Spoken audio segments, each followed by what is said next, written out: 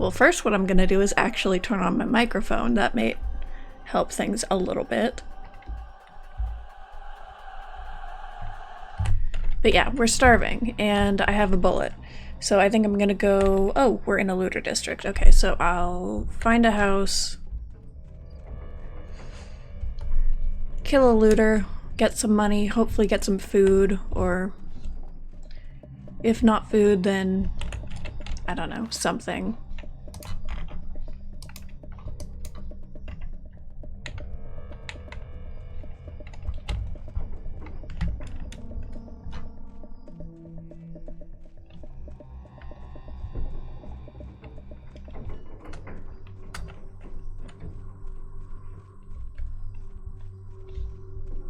Looks like this is no longer infected. So what was plagued yesterday? I'm trying to remember. I think over here? Or is this still? This is still looter. Excellent. So let's try this.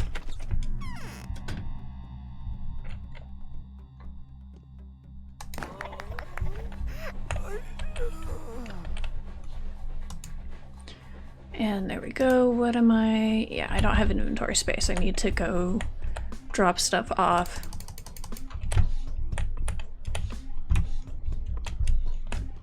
Because I didn't think to do that before I left.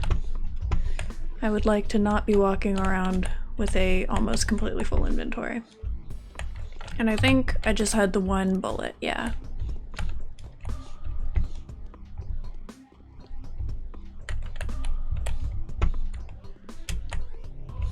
Looks like no food, unfortunately. But I did get drugs that I could sell for food. Hey Alex, how you doing? So I'll head back to the hideout real quick and then... Actually no, I'll buy food first because I honestly think I might starve to death if I fuck around.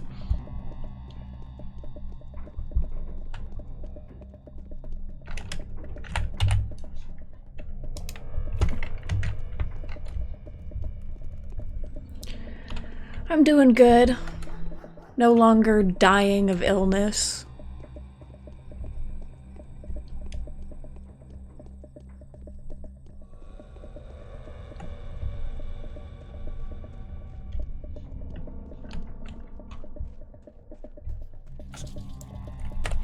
Gonna be a fairly short stream today though, because I have to go to the bank, unfortunately. Meat,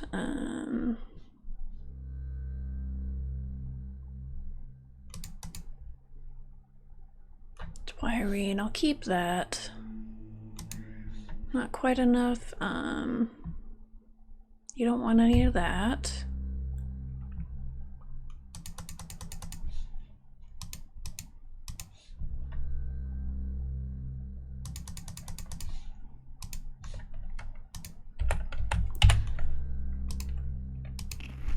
Okay. I'm no longer at risk of dying in the next 10 minutes. So I can go empty out my inventory and then I guess wander around, try to find people to kill and loot.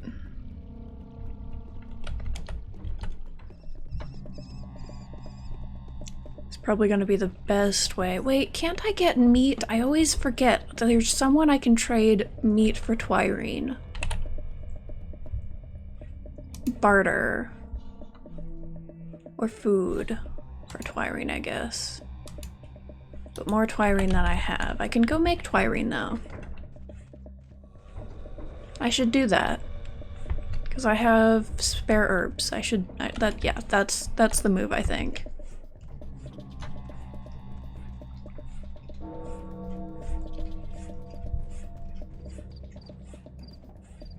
Well, I suppose first I should make one Twirine infusion to see if that actually fucking works the way I think it's gonna work.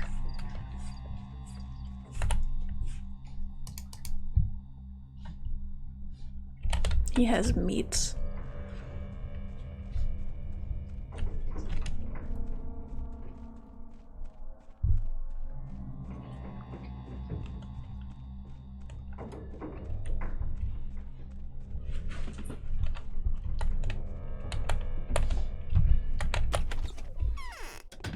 Can also try to get more bullets from kids, but I don't know if they're even going to be out. I don't think they're out at night.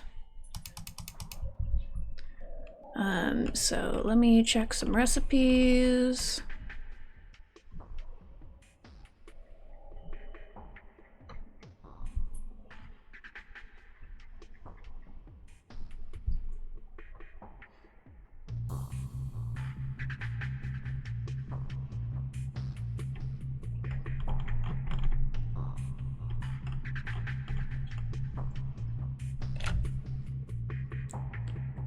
I think 2 black and 1 brown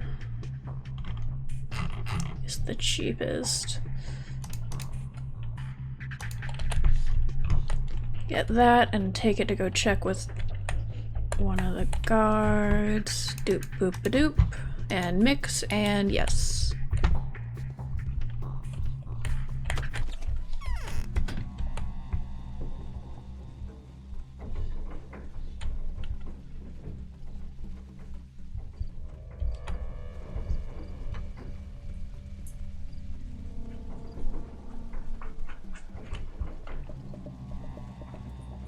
And please tell me you still have meat. You do. Excellent. They're expensive though. And the twirine infusion doesn't work. Fantastic. Boy.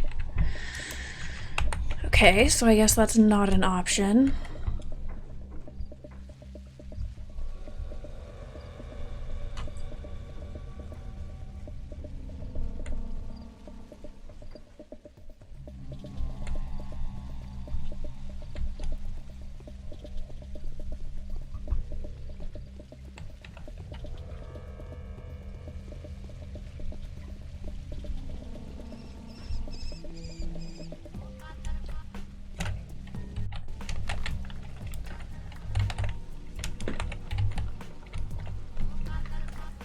So yeah, I think I just gotta loot looted districts until I find something I can actually use. And or sell and or eat.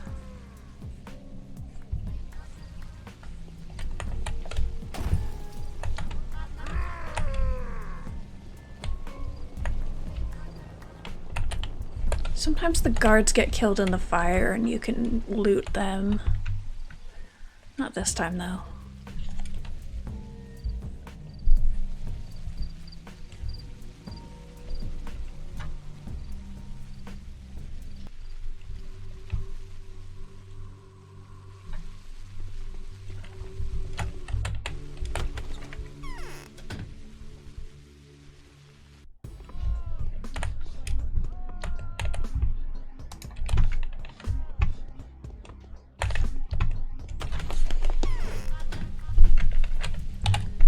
If I've got health, I actually can use a twirine infusion to boost my immunity and not get absolutely shit on in these houses, which will be nice.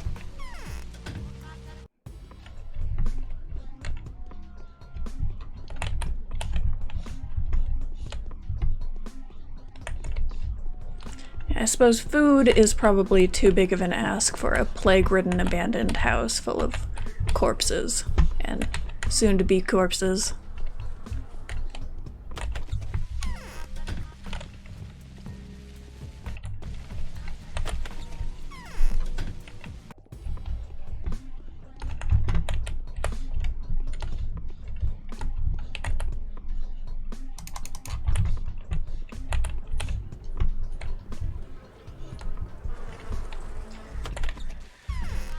And I guess I do also have a shitload of water that I can drink.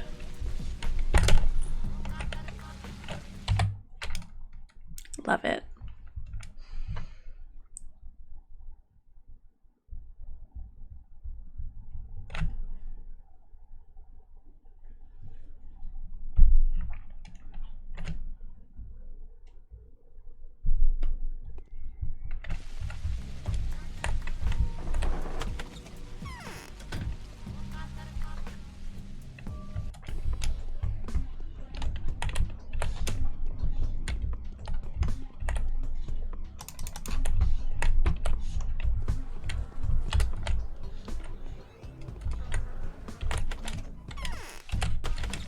I also can probably sell shotgun shells because I can't use them.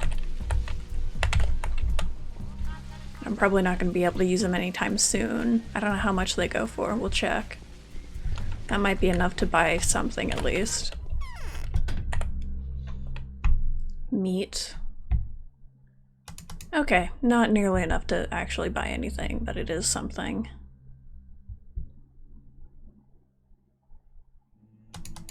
Can have some lemons too.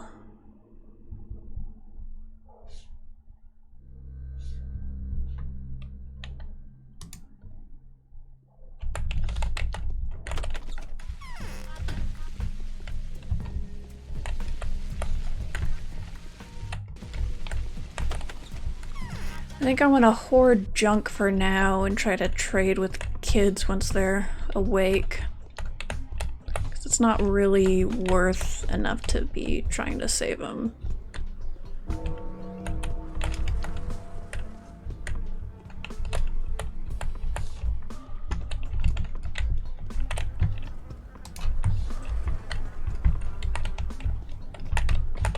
Shit. Okay. Don't know how I survived that, but...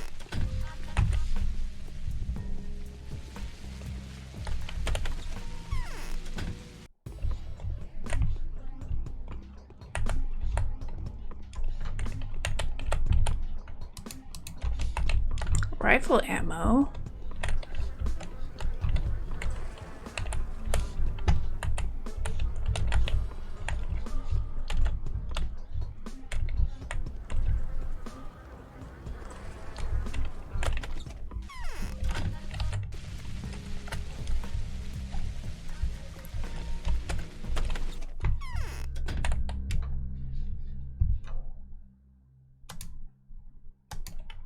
Now why isn't that worth as much?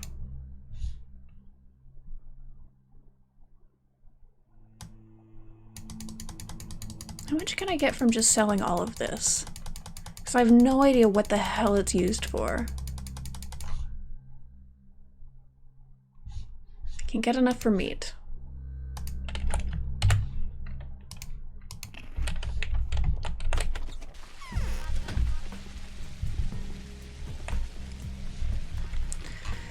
Well, that'll at least hold us over for the 3 hours till morning. And then when the kids are awake, I can do some actual trading to get ammunition to actually get things at a reasonable pace. So I think I'll just go back and sleep for till morning.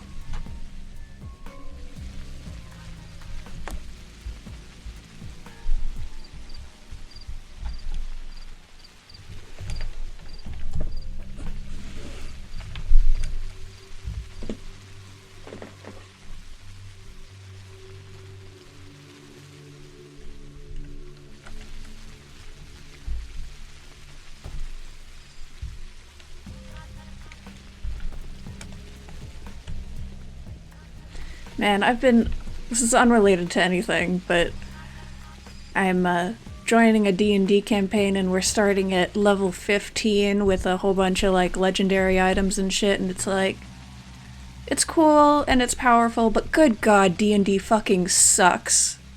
Like, in terms of character creation, it's just an absolute nightmare.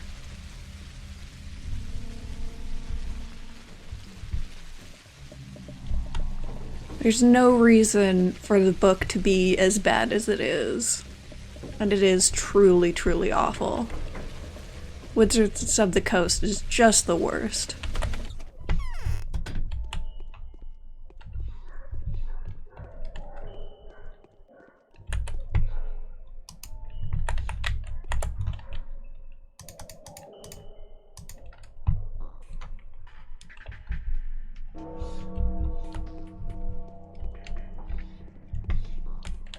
Because I usually play like Delta Green, which is based on Call of Cthulhu, and it takes like 5-10 minutes to roll a character.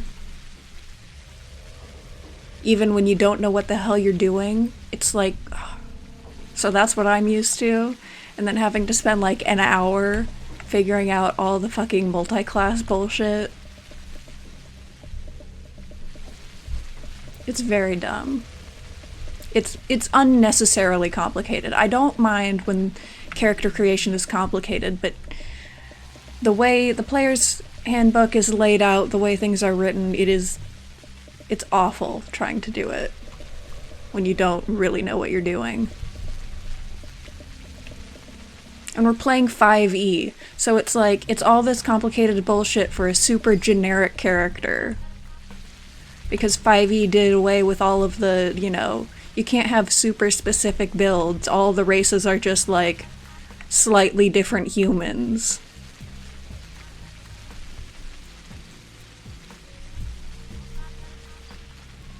I'm a 3.5 edition purist and I don't care.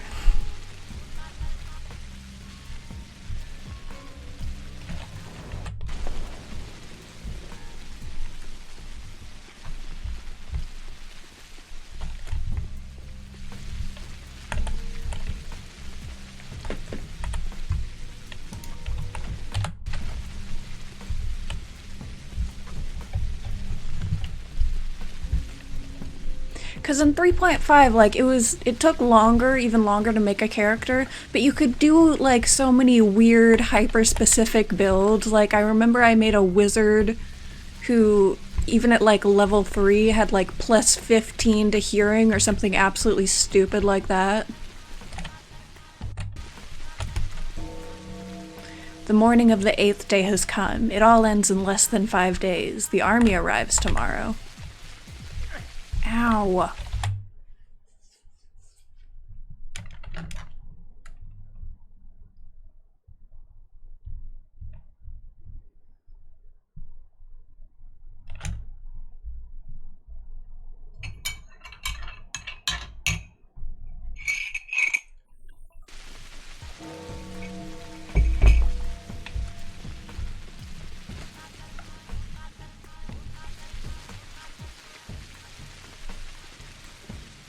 Day 8, in which the Haruspex gets the idea of who he who is marked by the secret sign may be.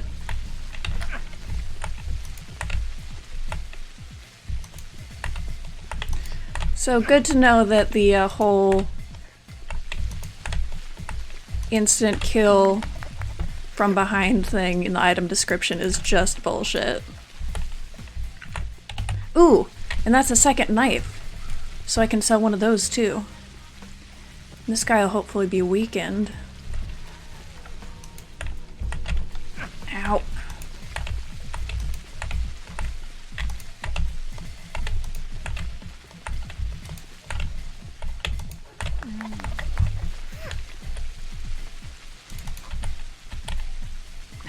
And bandages, and money.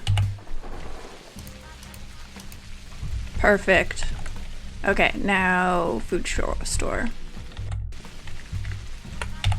And let me switch over to full durability weapon, and what's this? Bachelor's Invitation. I found out that the kind of medium that may allow our bacteria to flourish is most likely below the ground. The local hearsay has led me to believe that the most intense interaction between human beings and the earth takes place in the abattoir. According to the Inquisitor, you are the only person who is allowed to enter the abattoir unhindered. If this is the case, I urge you to contact me as soon as possible. The importance of this matter should not be underestimated. Bachelor Dankovsky. P.S. I'm worried by Aglaia Lilich's behavior of late. She was asking me of your whereabouts. It's clear that she wants to talk to you, but for some reason she would rather not make an official request of your attendance. This is suspicious. You may want to be doubly careful these days. Cool. So, yeah, we'll go chat with the Bachelor. My boy, Danny D.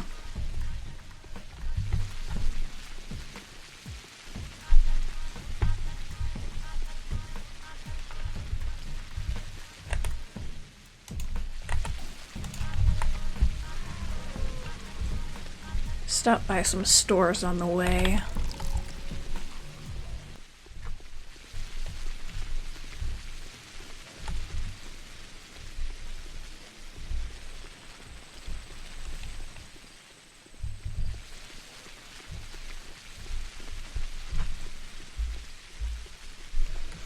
Maybe find some children? Maybe, please? I would like bullets. Lots of them.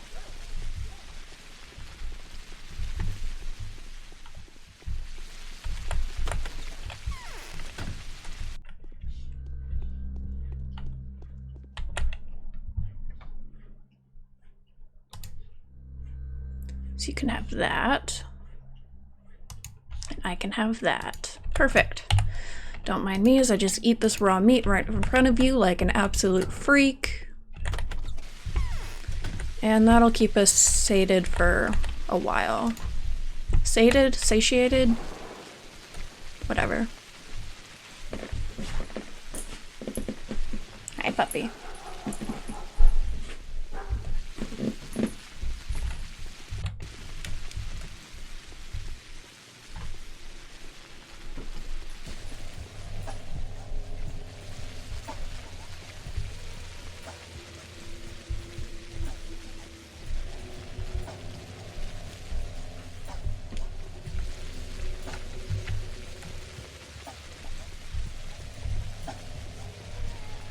See if we can't get involved in this violence.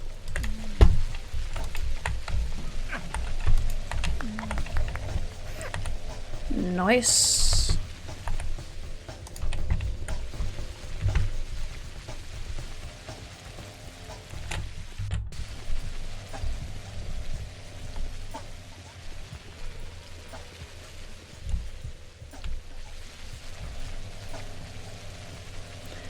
I kind of love that even though I'm a doctor and can actually make life-saving drugs, the most lucrative business in this town, in this game, is still murder.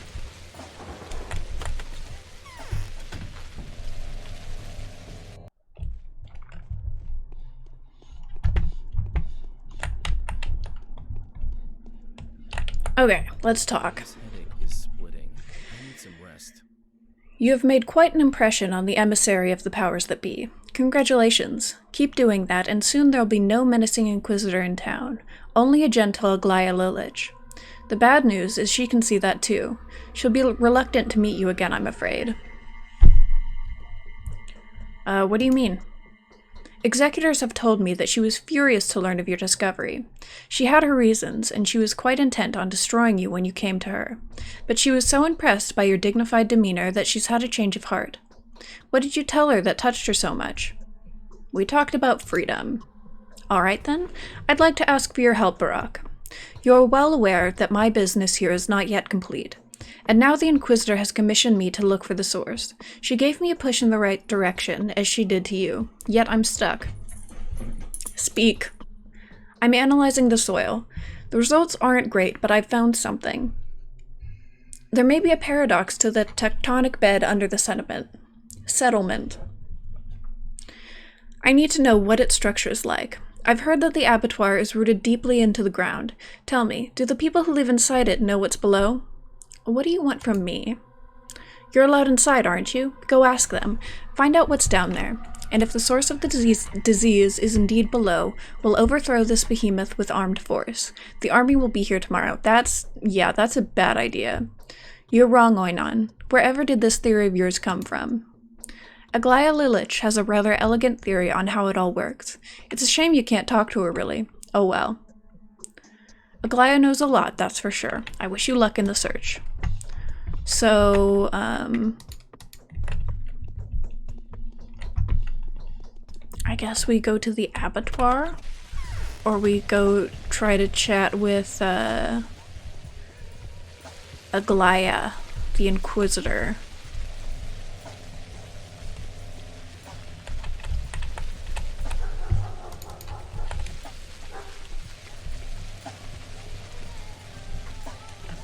I doubt I'll be able to see her, but if I can, she might point me in the right direction again, or tell me what the hell the Bachelor was really going on about.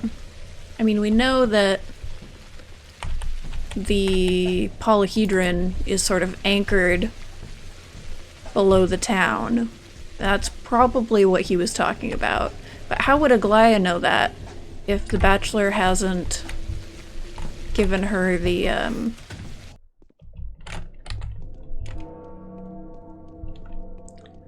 The schematics, blueprints, that's the word, blueprints. Premonitions rarely fail me.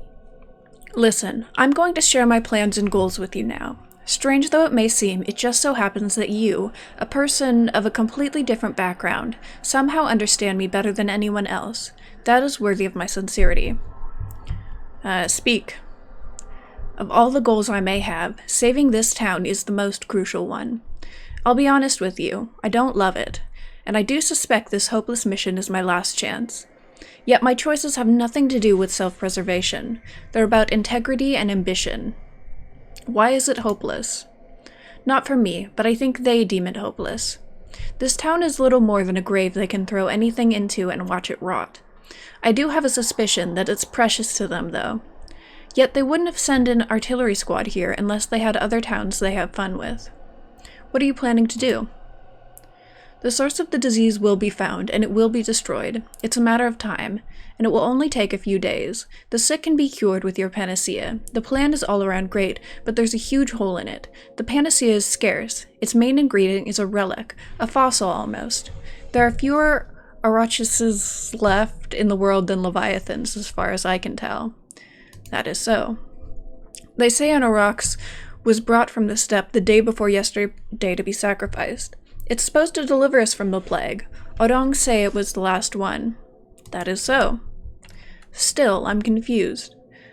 I've been told that only a true warden can handle an Arax.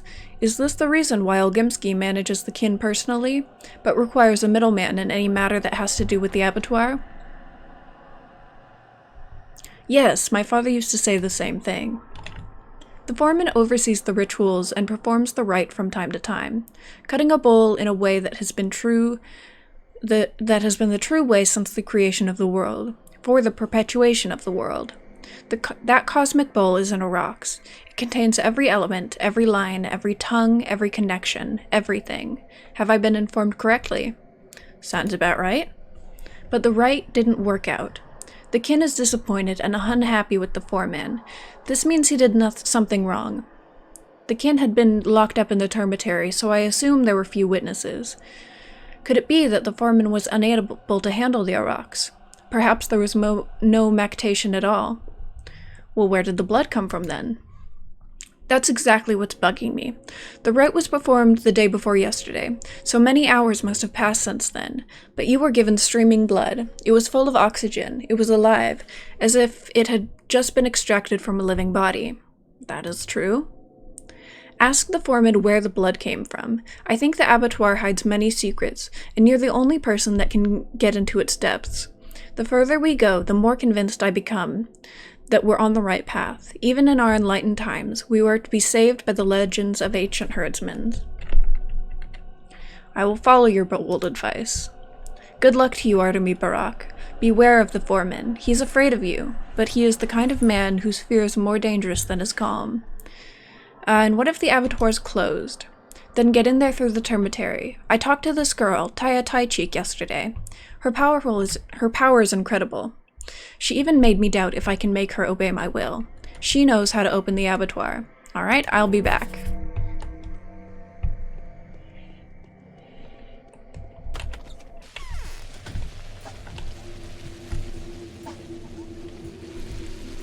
Okay, now we actually have our daily quest. We have to go secure more blood to make more panacea.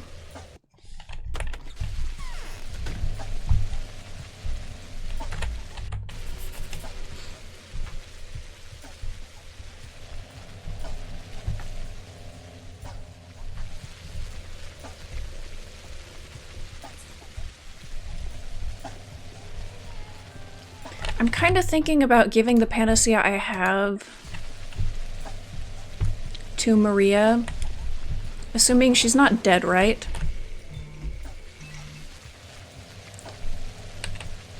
A victim of your carelessness is behind this door. A victim of your negligence of a doctor's duty. Okay, so she's still alive. So I think I wanna,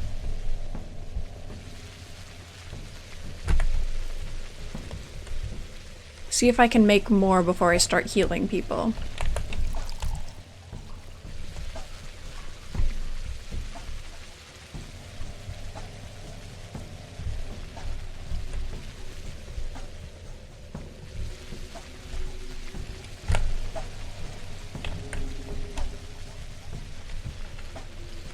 Man, I miss the Plague Finder. I miss the Plague Finder quite a lot.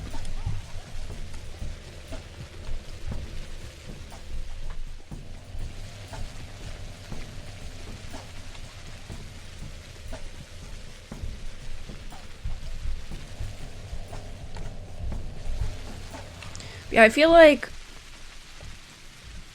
the Bachelor route is probably the worst route to try to get everyone cured, just because you have to rely pretty much solely on what you're given by, that's offense. What you're given by the theater guy dudes. What's his name? The guy who runs the theater. Him. Instead of having any way to make your own panacea.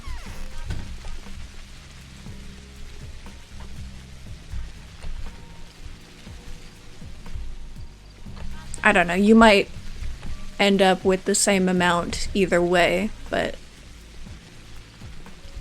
I feel like it'll probably be easier to heal people as the guy who his whole thing is that he heals people from the plague, instead of just being a fucking jackass academic.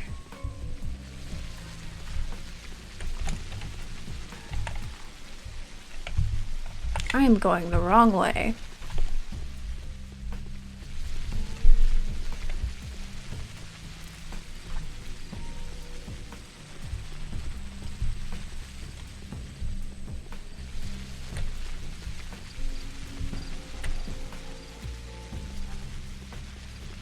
Because, I mean, the Bachelor, he says he's a doctor, but, like, he's a doctor, or at least he acts in a way that, like, in the same way that, like, a mathematician is a doctor because they have a doctorate, not because they heal people, you know? Even though he technically does have he is a doctor of medicine, he still doesn't fucking act like it.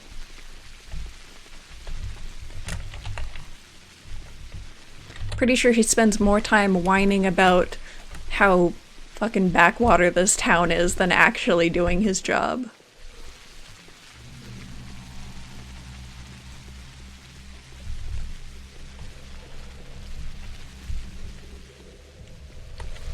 He's just a somehow kind of lovable jackass.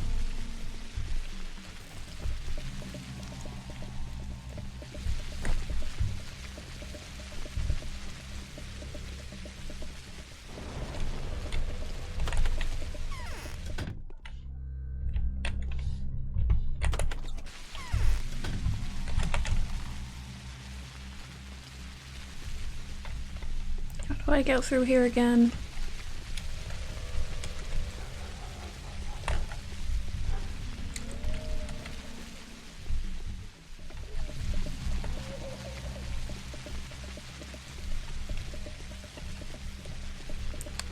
He's not like practical doctor, he just knows medicine.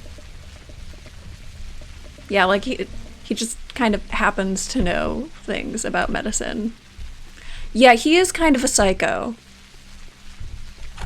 Where am I going? Again, the wrong way.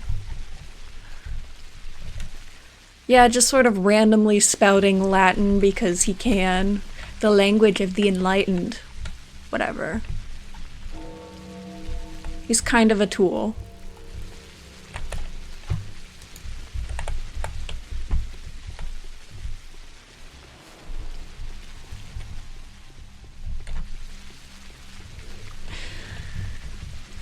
And he's very gung-ho for destroying the town.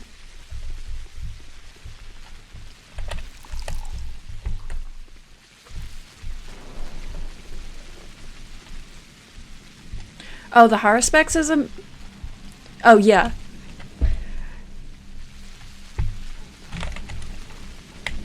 Yeah, no, the Bachelor is insane.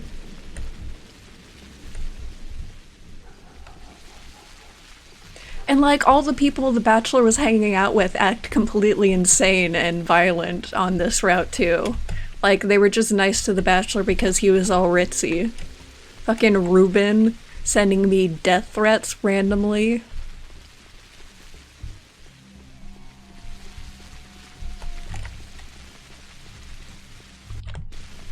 I suppose I should probably go see if the abattoir is open. I doubt it will be.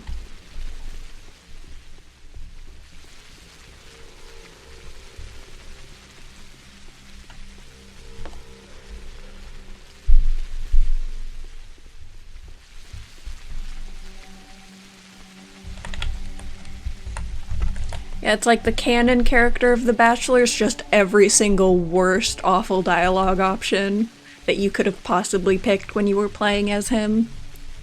And that's just how he is. Like the Haruspex, when you met him as The Bachelor, he seemed pretty reasonable.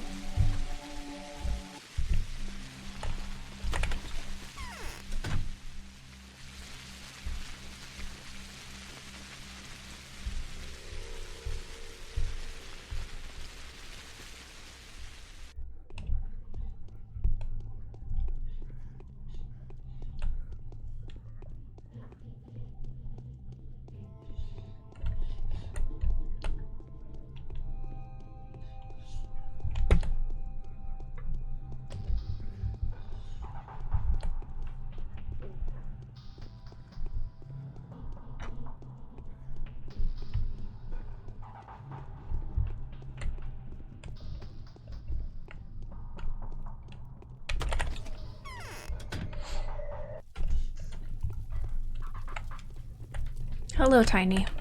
I need to get into the abattoir. The lady that came here decided to look into the abattoir. Nothing good will come out of this. Mother, I need to get into the abattoir. They say you can reveal a way in. Well, they are right. Do it then. I'll reveal the gate to you if you reveal something to me as well. Fair barter. Deal? Deal. That Clara is very sly. She started to tell me a story about a crystal flower. Very engaging, but she didn't finish. She wants to elicit something from me in exchange for the ending. And what does she want? Something. You should hear her... Ugh. You should hear her tell stories too. I'm completely at her mercy now, and I feel like I'll have to do whatever she tells me to. I don't get it at all, and I think I'll end up giving my life for her. What? Oh, please don't cry. Yes, either that, or she'll demand something that shouldn't be given away. She'll come here soon. She'll get back to her riddles. Oh, what can I do to stand up to her? Perhaps Capella could help. Then again, maybe not. So what do you want me to reveal to you? Reveal the ending of Clara's story to me. Remember, it's a story about an icy prince and a crystal flower. How does it end? I need to know. Then she can come here all she wants. I'd be ready, knowing everything, and she wouldn't be able to force me. I'll get unhooked. Okay. Get out of the way. So... I think at this point, Clara is probably with the Canes.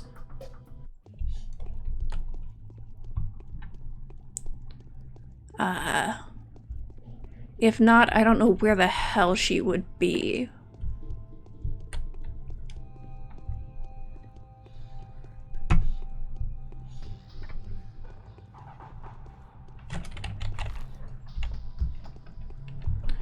So I'll go probably... Yeah, I'll check at the Canes first.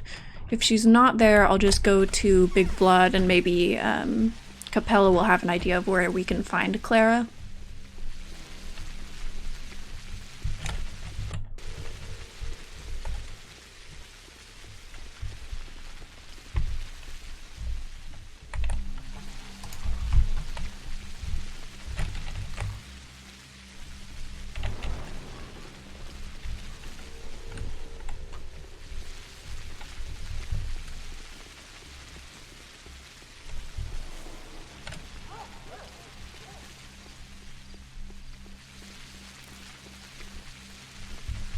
A child! 2 childs! I have items. You have nothing useful. What about you? Also nothing useful. Excellent.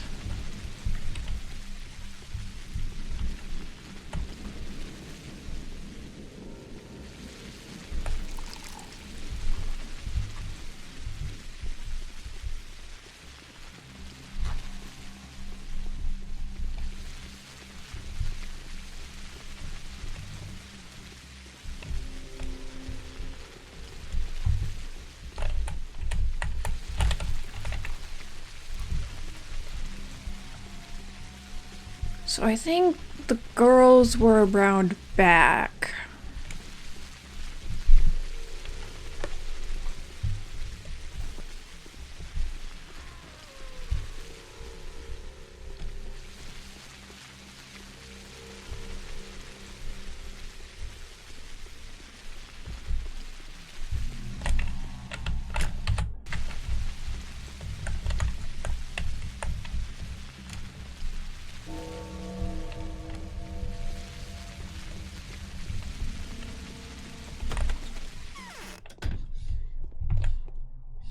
Okay, Clara's not here. Do you know where it is? It? Hear that? I can smell it. The damp smell of blood. I can smell it too when I come here. You are not useful. Excellent. Or no, because she also hangs out in... No, Taya... She was also hanging out in the blue door next to the termitary, right? Or the other wing of the termitary at some point towards the end of the game. So she might be there also. But I mean, I definitely know where Capella is, so I'll go to her first.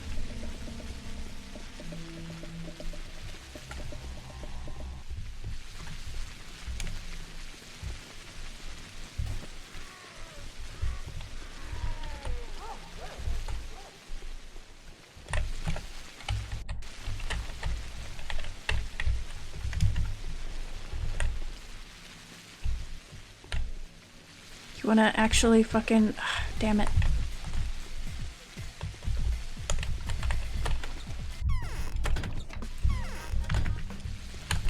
I was hoping that mugger, burglar, bastard dude would actually aggro on the guy punching him in the back of the head, but I guess... no. That's not something people really worry about here.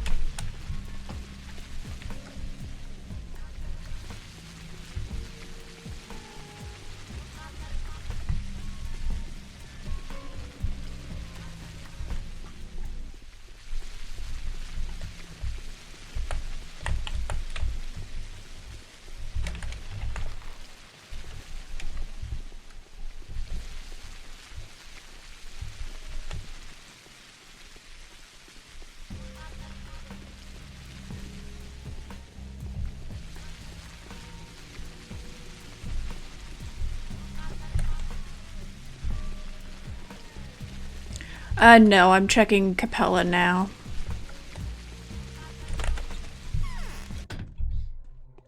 Hello, Capella. Father has been avoiding me lately. Strange. You've come. I always knew you were my friend, Artemy. You are my friend, aren't you? Listen close, then. You know that I'm not simply a ruler's daughter. I carry the heavy burden of a sacred power, a burden that is akin to the one you are seeking to take. I am a princess and the children's priestess. I acknowledge you. You are Capella. Funny, is it not? So you do acknowledge me. Just look at us, a bare-legged girl and a disenfranchised outcast. Orphan, too. You are a son of an Odong, true, but that only makes it worse. Oh, please do not be offended, but we are ridiculous, and yet there is more to our eyes. More to our eyes? Our eyes speak true. No more than 3 days will pass before you and I turn from tiny creatures into two pillars carrying the burden of supreme power, unless we make mistakes. Oh, I hope we never do. And so you will help me, will you not? Thus helping yourself. You do understand, don't you? But what exactly do you want? I want to solemnly ask you for assistance. I beg you to help me with a cause that's not only good, but also crucial for the whole town. Save a few children's lives. Are they in danger? Yes, the terrible Clara wants to get personal gain at the cost of their childish magnanimity. And their lives. And I cannot do anything. She breeds ill blood between us. I will do anything for you if you help me save them. Why these particular kids? They are special. Both me and Clara care for the same qualities of theirs, only from different angles. It is what we need, what is useful to us, if you will. Independence, importance, standing. It's just that I care for the personalities, and she needs something else. She wants to sacrifice them for something. You want me to look after them? Yes, help them, Artemy, and I will repay you. I'm begging you now as a child, but you will have the gratitude of a mistress. The change is bound to happen very, very soon. You know that the future is an open book to me. Help me attain power, and I will help you keep yours. I don't need power. I mean, I could really use it, especially right now, honestly. But you need to win, or don't you? Don't you feel obligated? Clenched? Trapped by fate? Oh, you do need to win, else you will never become yourself. Let us help each other. Let us be noble and generous. Alright, let's say we have a deal. But who... Peculiar smell. Do you know where Clara could be at the moment? She has been hanging around Notkin lately. Had a bite, but went away empty-handed, I think. Oh, she's showing teeth now. Long, sharp, fine, curved fangs those are. Or she may be at Murky's. She's been asking Riddle all about her. Thank you, Victoria.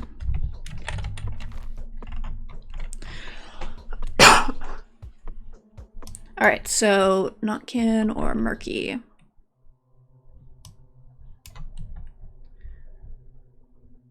I mean, Notkin is on the way, so we might as well check both. Thank you.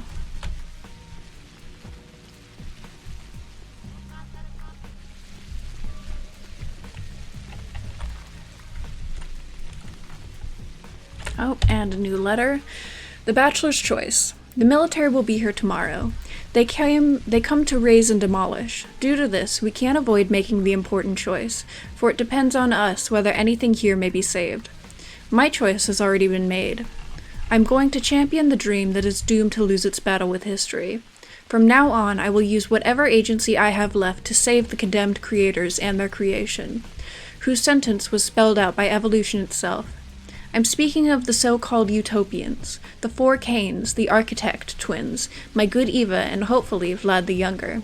If these people survive, I may be able to preserve one of the most fascinating miracles of this world. I don't have much hope for your assistance, but I urge you not to obstruct me. Beware my wrath if any of my utopians die.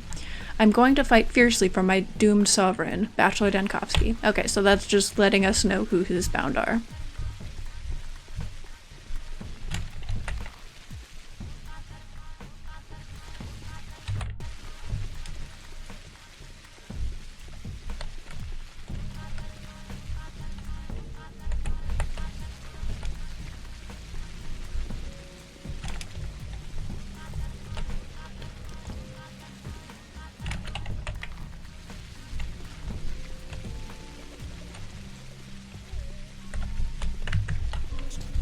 Fucking rat, god damn it.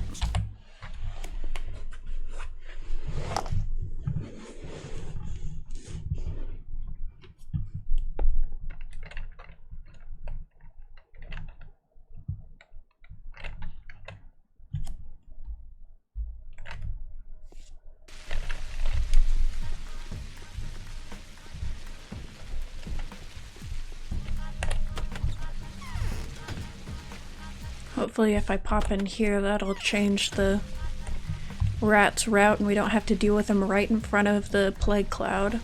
Actually, I'm probably gonna have to go in through the back anyways. I don't know if I'm gonna even be able to get in there, so... Might as well just avoid all of that.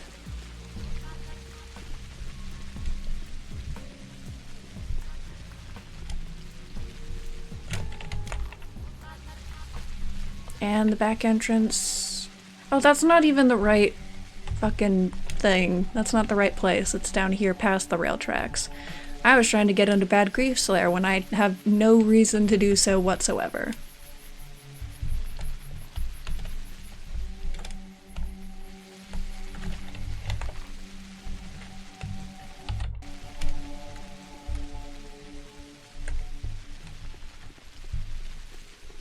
Oh, no, no.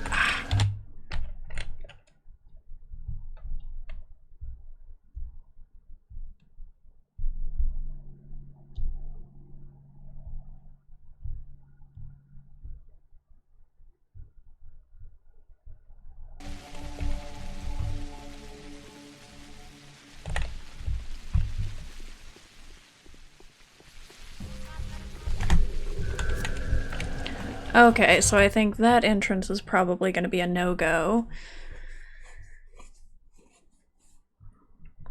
Because of course, why would it let me get into the entrance that's right by where I need to go?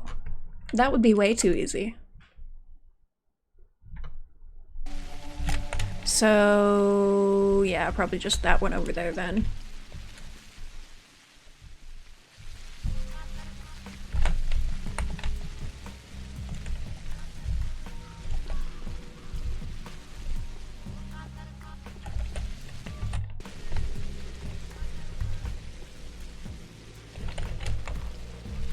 Oh, it's this place. But where's the door? That is not a door.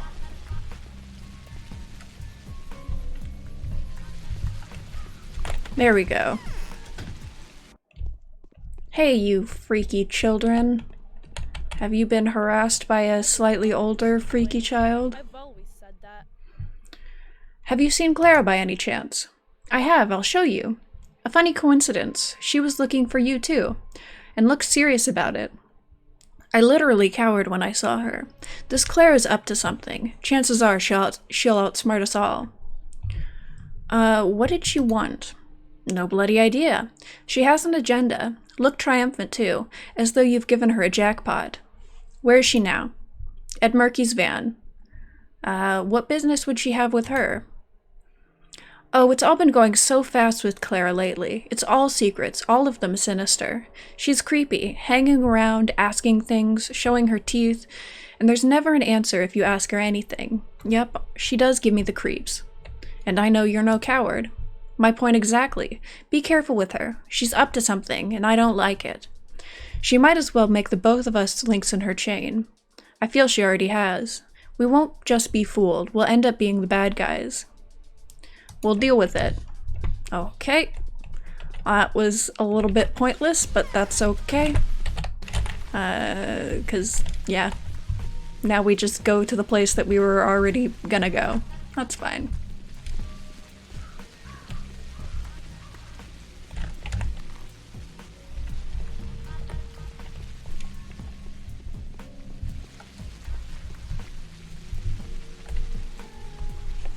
And maybe find some herbs on the way too. That would be really nice.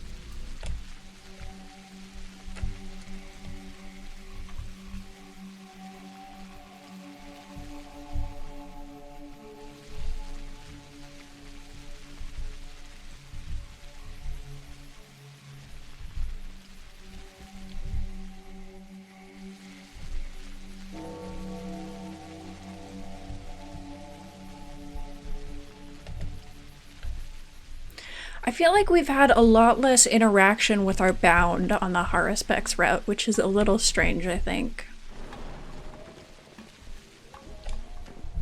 But I mean, then again, you know, what adult actually wants to hang out with a bunch of 8-year-olds, so I guess it makes sense too.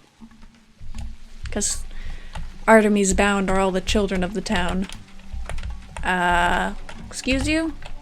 Oh, that's not where I'm supposed to be.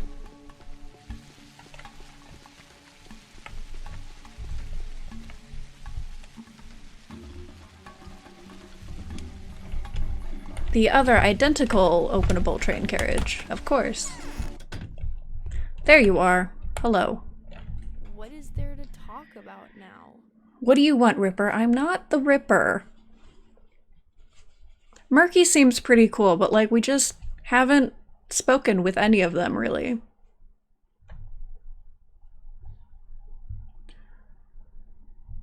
The Soul and a Halves told me a funny story about crystal flowers or something. Yeah, no, don't ask her directly. That seems like a bad idea. How do they even know that tale? No idea. The ending is really funny, though. There's nothing funny about it. It's scary, actually. It couldn't have made them laugh. They were totally hysterical, especially when it got to that prince. They couldn't have laughed. What made them laugh? The prince getting desperate and thinking that a flower like this would never grow in his garden again?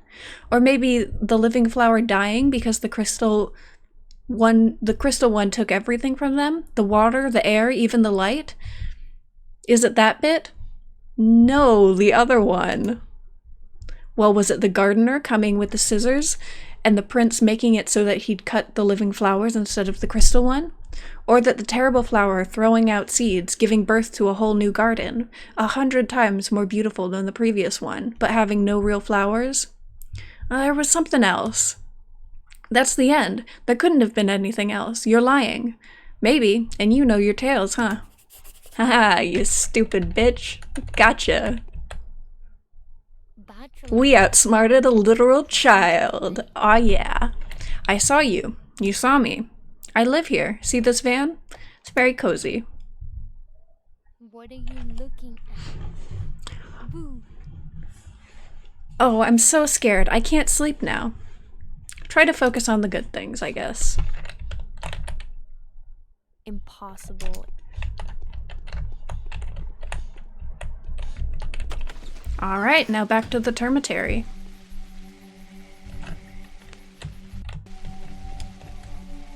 I think Claire's a child, isn't she? Or like a teenager, maybe?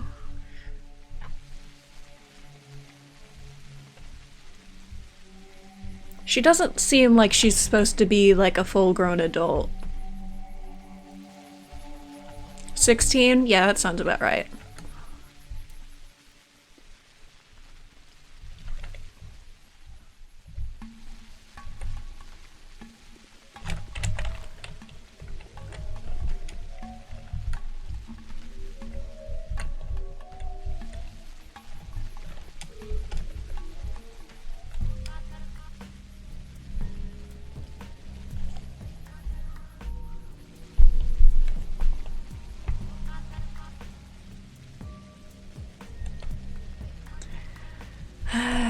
Now just gotta chill out and listen to the music and walk all the way back to the termitary.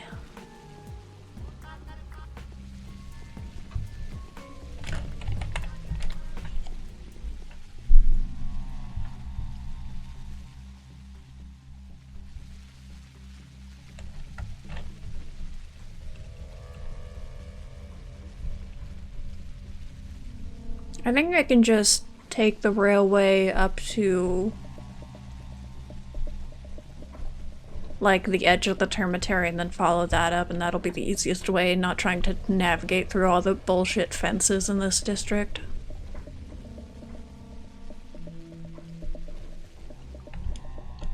Daniil's 28. Yeah, he's got the arrogance of like an academic in his late 20s. I can definitely see 28. He's got the personality that would make him either 28 or like 60.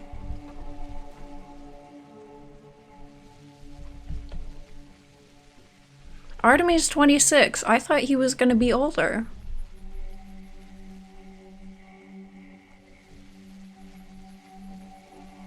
Is it said in the game anywhere, do you know, or is that just from the wiki?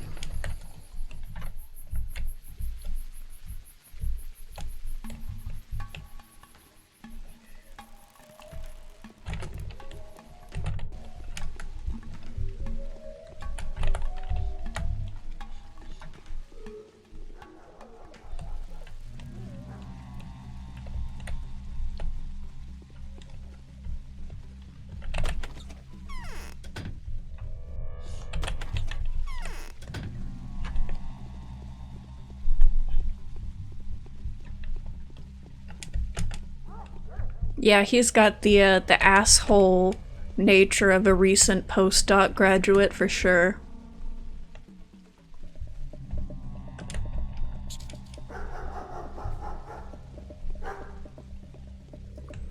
So the wiki and information from the second game. I wonder if they, like, retcon Artemy's age in that at all, because I don't know, he comes across as a lot older. I was thinking, like, mid-30s, maybe, for him. But I don't know, because we're not really given any concrete information about how long he's been away or anything like that.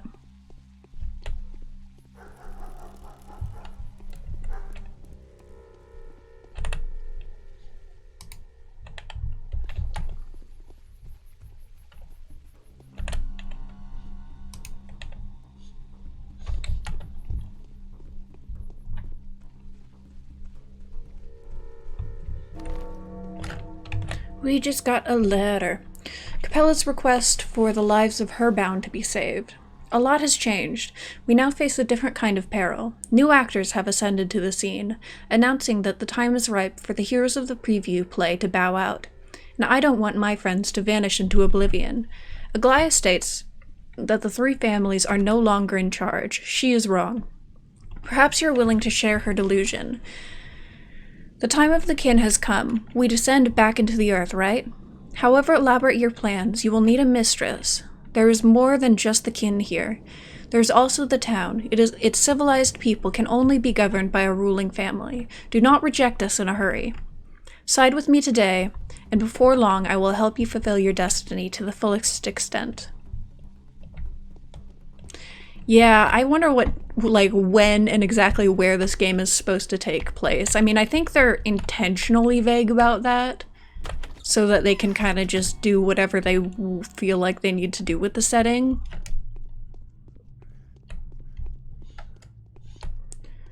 But for me, I think, it feels kind of like some sort of, 70s Soviet state.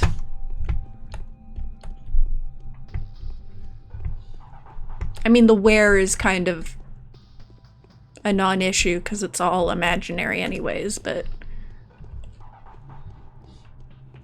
the when is definitely interesting. Hey, thanks for the follow, Polka Grease. Early 19th century? Yeah, I guess, Yes? I don't know, sometime between, 1950s and 1970s. Tilted. Although there aren't any, electronics, but there are radios. I don't know. And I think maybe it's just, the design of the models, the look and the hair and the clothes. There's just something very, mid-19th century, or mid-20th century about it to me. But that could just be because of the design choices of the game. It's nice to see you're still alive. Here's the story of the Icy Prince ends. Oh, do tell. As time went by, the crystal flower became the greediest in the garden. It drank all the earth's juices, but most importantly, it also snatched all the sunlight. The garden became so dark that even the air has turned cold. Oh, and what did the prince do when the time had come to pick the crystal flower? The prince executed a crafty plan. He engineered it so that the gardener would pick a different flower instead of the crystal one. Yeah, sounds right. It's all been coming to that. So did the flower end up all alone in the empty garden? Yes, it did. And in the end it kept growing, but it was also killing the garden, and so in the end it has withered too. No, oh, wait, shit.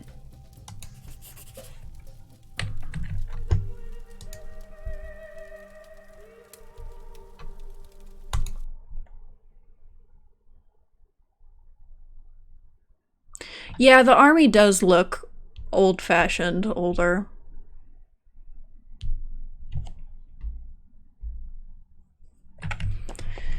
Alright, let me reload and not fuck that up.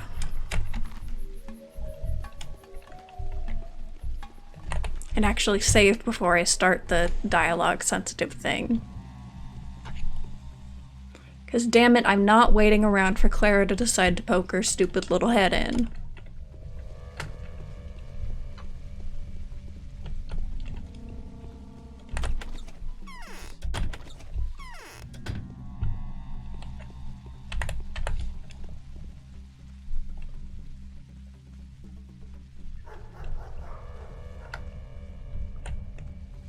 And I guess another thing that makes me think it's more modern is the giant guns that the army rolls in on the trains with them. They remind me of like the railgun that the US Navy made a few years back.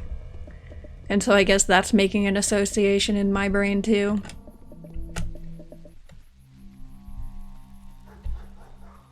Like the architecture here, like on the houses, does look much older.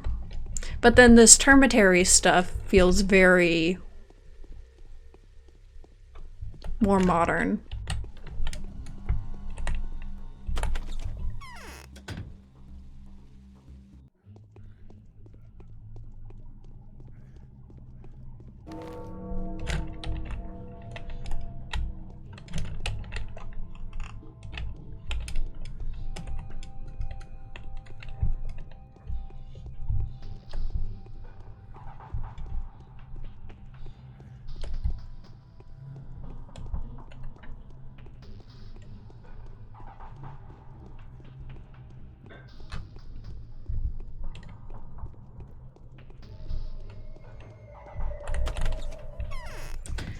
Okay, let's try this again.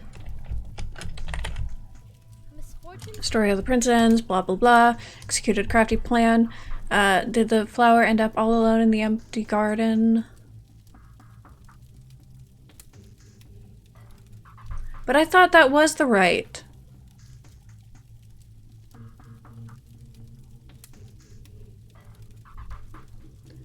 No, nothing changed? No.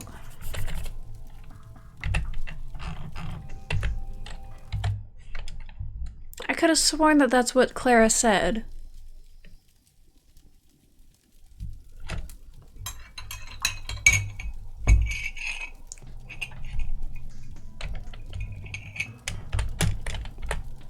Yes?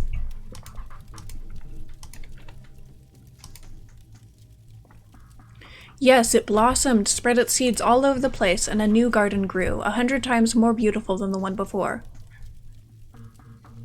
So that's how it is. Yes, that sounds right. What a bad prince. Why did he have to kill the simple flowers? Let me into the abattoir, Mother.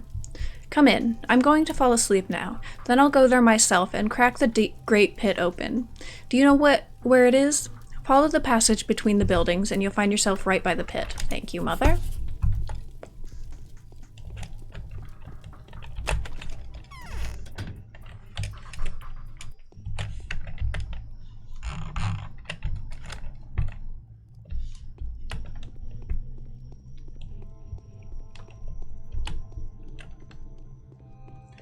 Man, like, Pathologic 2 is cool, but when are we gonna get the prequel that tells us how the hell this tiny child is got to be in control of the man-eaters and the worms?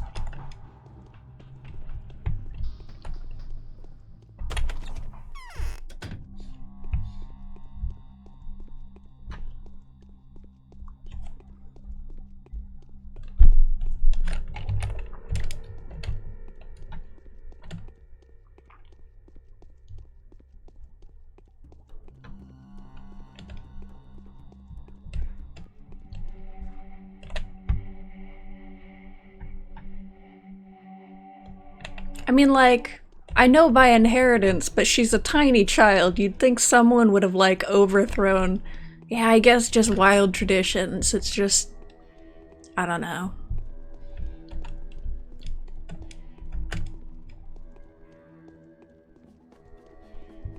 As someone who plays a lot of Crusader Kings 2, people actually respecting child inheritance is just a wild fucking concept.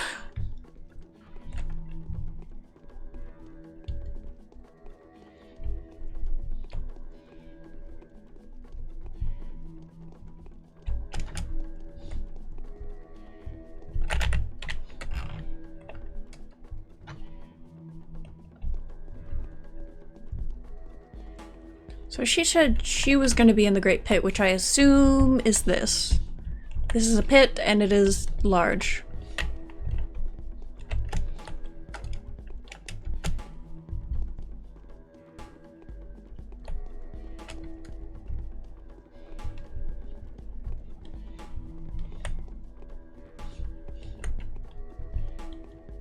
Doesn't look like there's anybody up there. Okay. So then just to the foreman, I guess.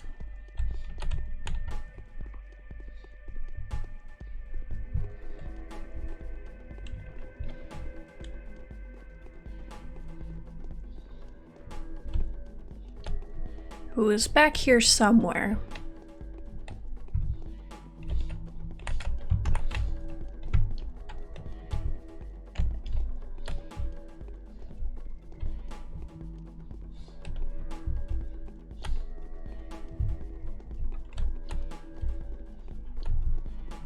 There he is.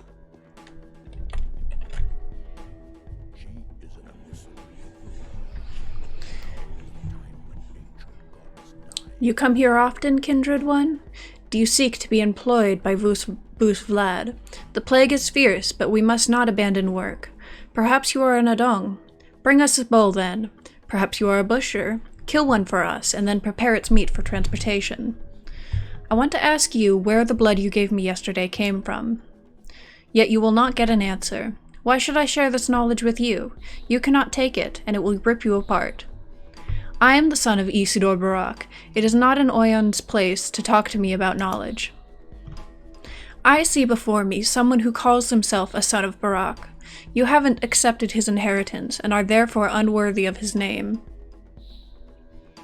Lie. I've accepted my father's inheritance in full.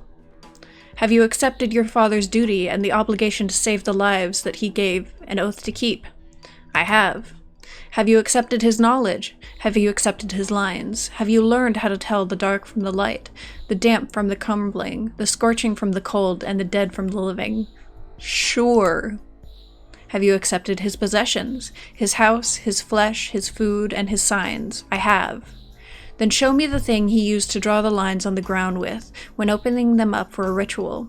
Where is his ude, which should be hanging around your neck proudly so that everyone can see who is in charge of the lines of the Barak's taglure? I will fix that.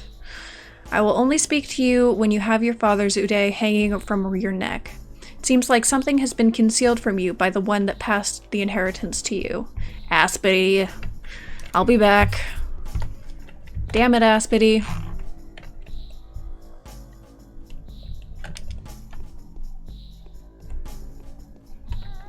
Continuing her legacy of being a sketchy broad.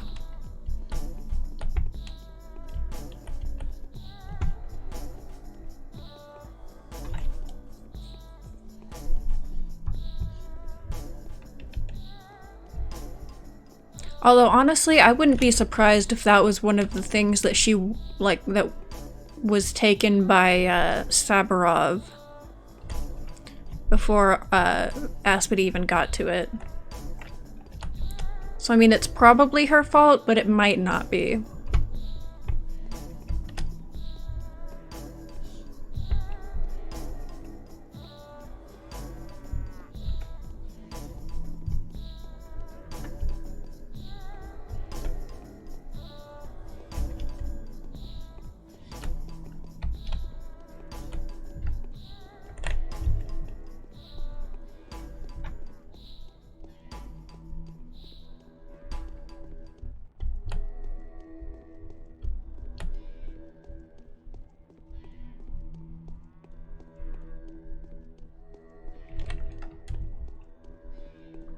And there's another entrance to the abattoir right by Aspity.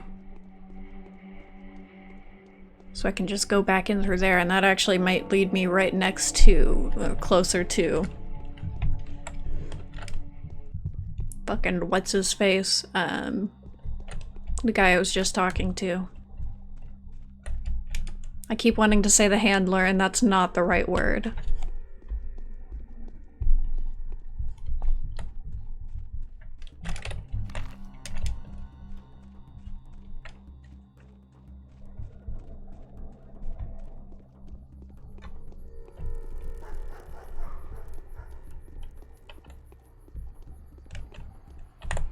Do you have anything different? Ooh.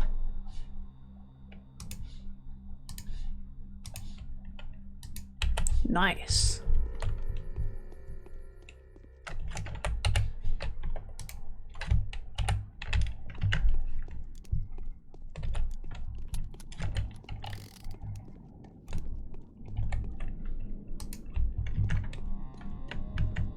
Let's see if we can get in on this real quick. Or not.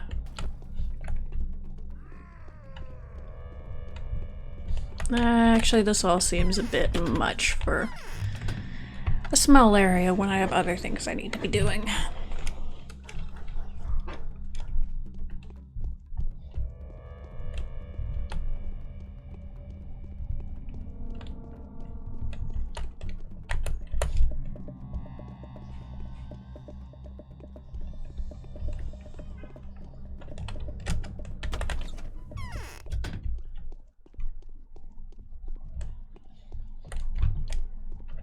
Hey, where's my shit? Better not to ask. Silence is golden. Look me in the eye, Aspity. Did you hand over my father's inheritance to me in full? Every bit and every part of it? No, I didn't. Confess. Explain yourself. I've fallen in love with you, Oinon. Ew, no. I care too much.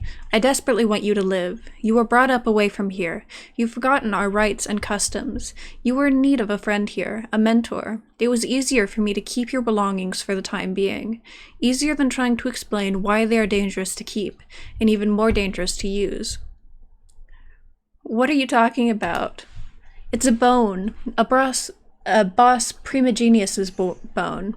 Horn. Blah. Here, it confirms that you are the eldest of the Abrax, that you know the right and preserve the art of a copious taglor. Why did you hide it from me? Intuition. Also, I have a strong feeling that this is the exact horn that had pierced your father's chest. I managed to snatch it from under the nose of Sabarov's crazed henchmen while they were inspecting the crime scene. Had I given it to you, you would have been walking around the place with the murder weapon in your pocket.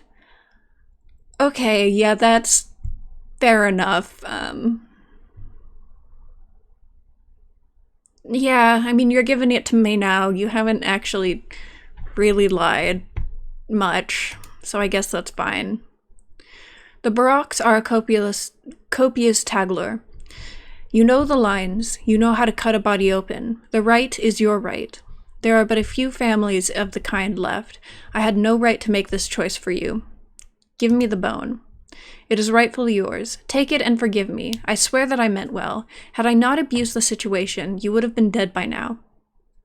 You will now be once again accused of patricide by many. The week-old story will repeat itself. Be prepared.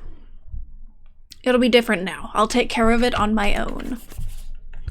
Cool. Now we have the thing and can give it to the guy. Please do not, sir.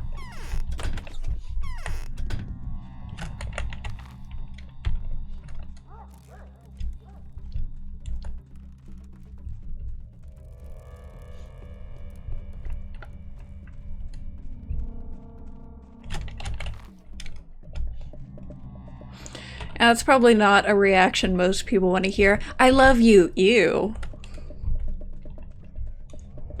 The worst she can say is no.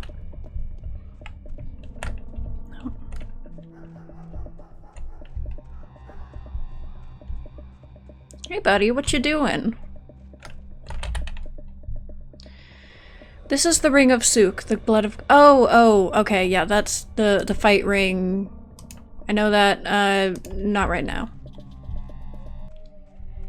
I heard about that in a letter, or someone told me. I vaguely remember something about that, where we can get blood through that. But I am not in any shortage of blood, so.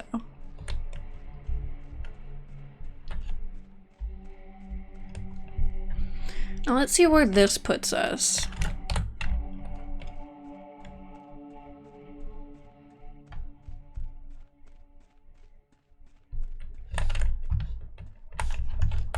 This is not open. Fine, I will go all the way back around then. That's kind of annoying. No, that's very annoying, actually.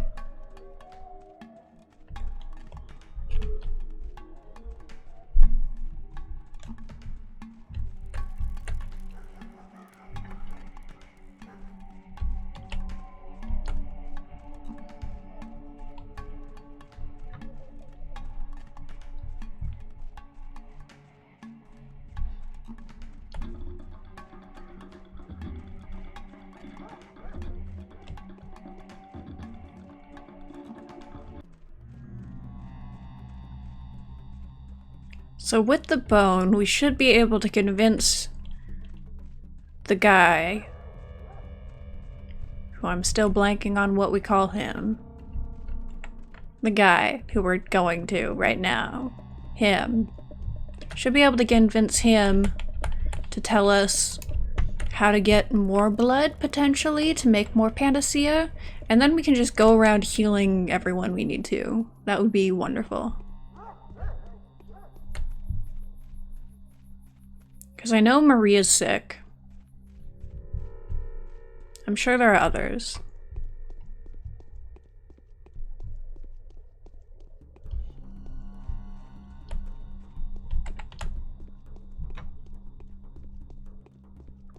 actually being able to stay on top of who's infected and who's not is going to be a nice change of pace from the last route. Instead of just sort of praying at the end of the route.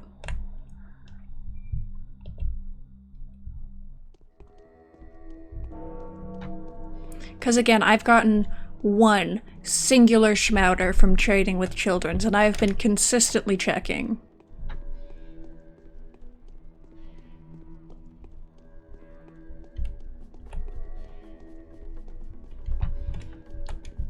And I had to use that one schmouter on myself.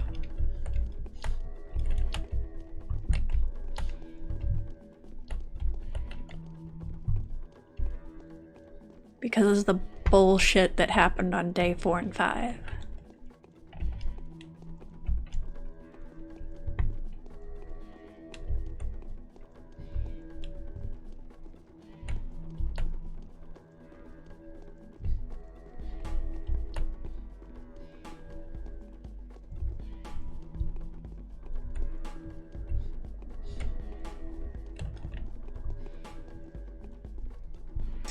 Man, why couldn't they place this guy closer to the entrance? Why do I gotta walk through this whole thing every time?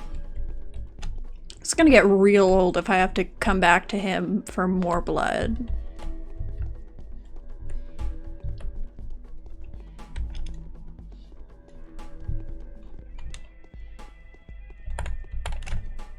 Was it not the last? I have accepted my father's inheritance in full. Speak. I see. A worthy deed. I know now that you haven't had the bone before due to ignorance, not cowardice. It is henceforth yours. What do you want to know? Speak. Where did the blood you gave me yesterday come from? It is the blood of a boss primigenius, an image of boss Turok, who goes by the name of an Aurochs, an ancient steppe bull whose lines are akin to the lines of the cosmic bull. It was left over from a sacrificial rite. But the rite didn't go the way you wanted it to. You couldn't get living blood from a beast killed the day before yesterday. That is so, but I can draw it from the earth. It is the blood that feeds Sook's body, the blood that flows through her very veins underground, the blood that we have been pouring there since time immemorial, feeding Boss Turok's body to be fed by him in return. So you've taken this blood from below the ground. How old is it? Warmed by Sook's body, brought to life by Sook's breath, the currents of thousands upon thousands of bulls cut open lie underground. Its age should be of no concern to you. It has been the living blood of Sook from the moment it was poured into the Boss Turok's veins. Where exactly is the entrance point that the blood gets poured into?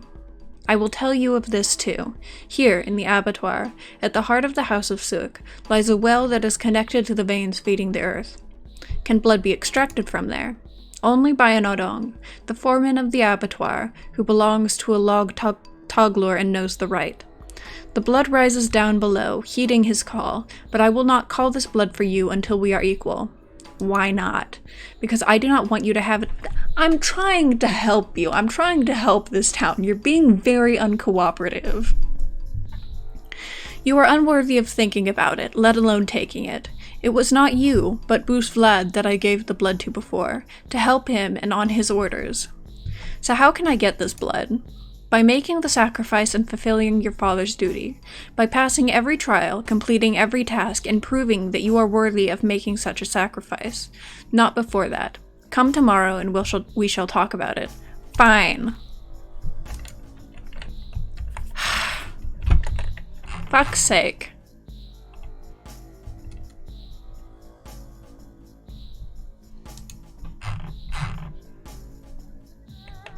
Alright, we have to go talk to Aglaya to finish the quest.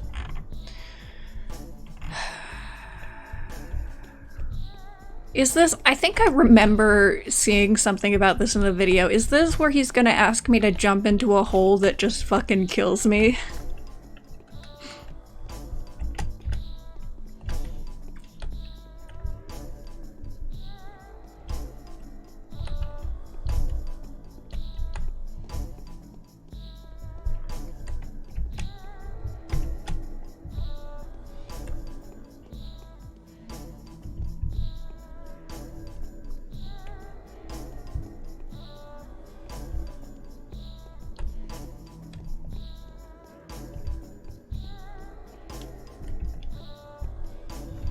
I think I want to check on all my bound, although they should all be fine. And if all my bound are okay, I'll go give the panacea to Maria.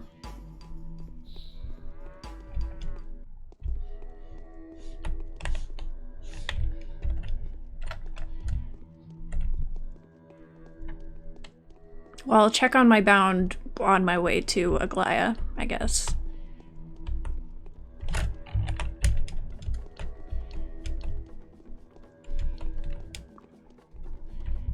Like, why? Booze Vlad. Vlad the Older is the one who locked all these guys in with the plague to die. If there's anyone not deserving their loyalty, it's him. Alright, so Sticky's there. I'm pretty sure he's abound. Yeah. We already saw Murky and Notkin today, they're fine. Capella and Taya are fine, so it's just Khan and Grace. Khan's in the Polyhedron, right?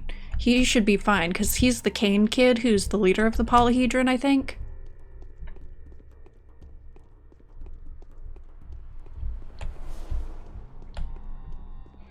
So really I just needed to check on Sticky and Grace.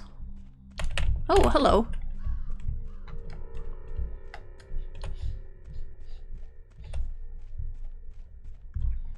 Shit, I haven't even been looking for herbs this close to the city because I assumed that they could only... It was only possible for them to spawn like way out in the steppes.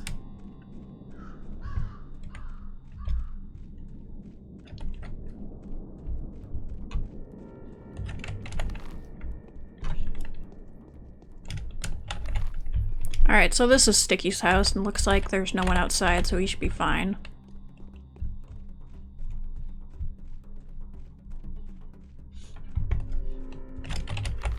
So we'll go down and talk to Grace, and then we'll just go straight to Aglaya from there.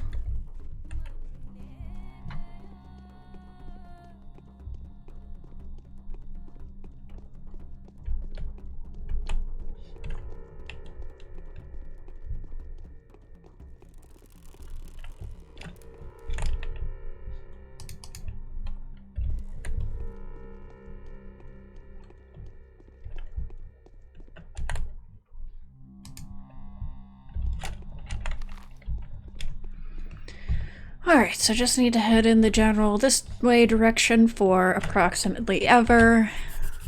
And the graveyard's pretty easy to find.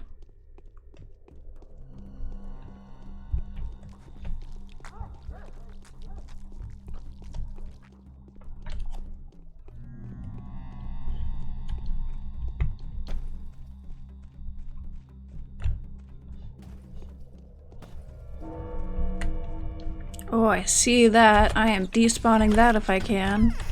Hate those.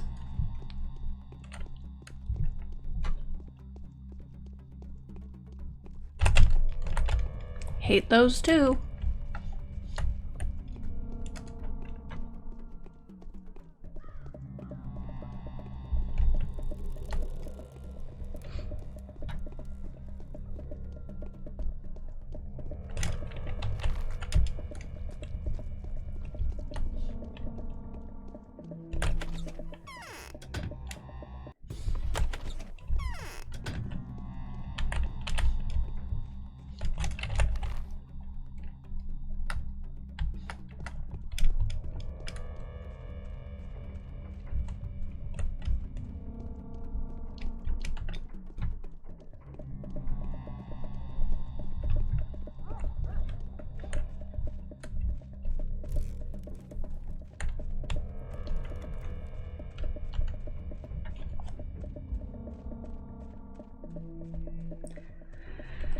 Okay.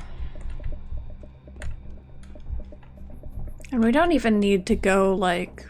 We need to take, like, 2 steps into the graveyard to be able to tell whether or not she's infected.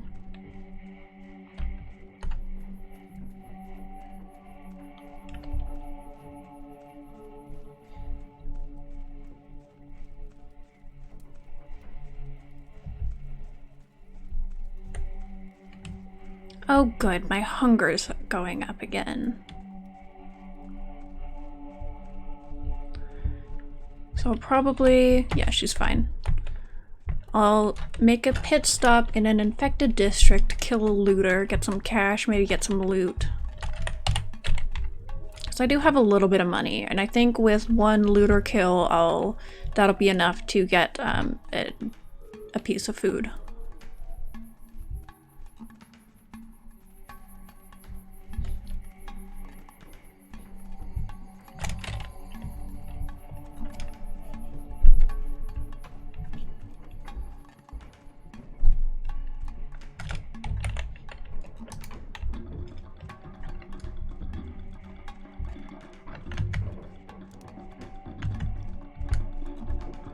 I always expect the guards to like run up to me like Oblivion guards and tell me to put away my weapon when I draw a gun right in front of their face.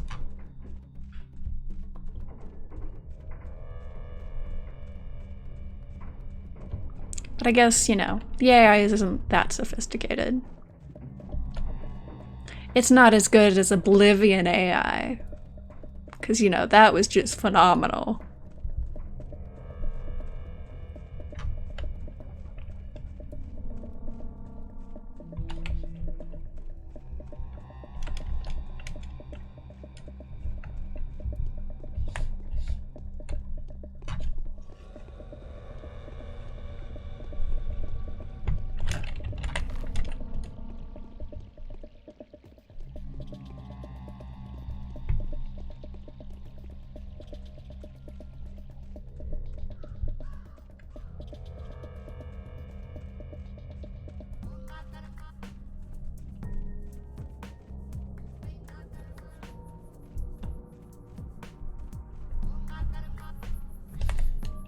Whoops, let me just trample this sick and dying woman.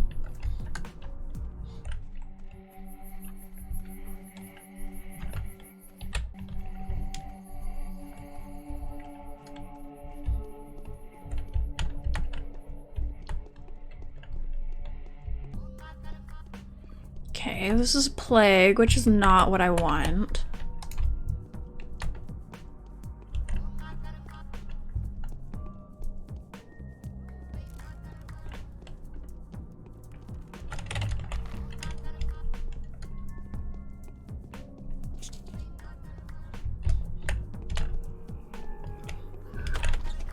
Damn it.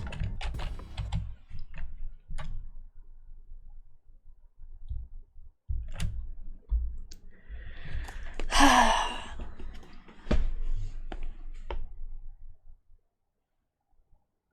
hate those stupid... I don't even know what they are. The orange cloud things. They're awful.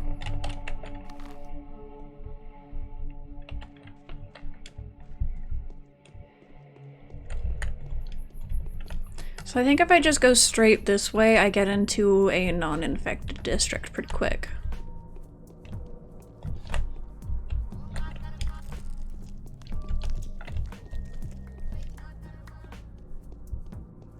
Dust angels, that's what they're called. They're annoying and I don't like them.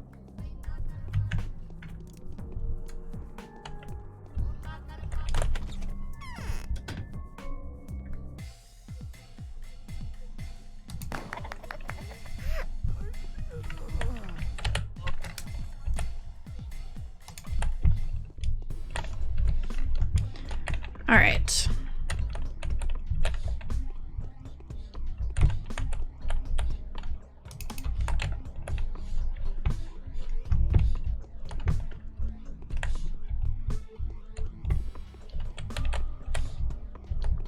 Wow, this house has nothing in it. Fuck. Well, okay.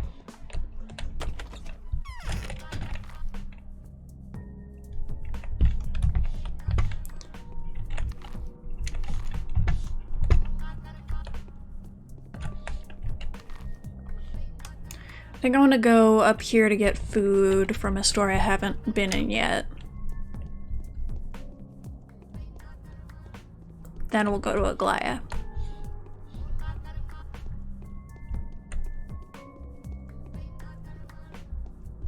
I still don't think I've been into the store up here. A boy. You can have good shit. You don't, but you can.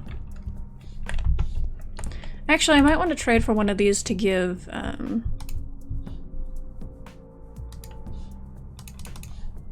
like, since I've got the junk, might as well. I can give that to Maria instead for today. Save my, panacea for someone I actually want to give it to, for one of my own bound, just in case.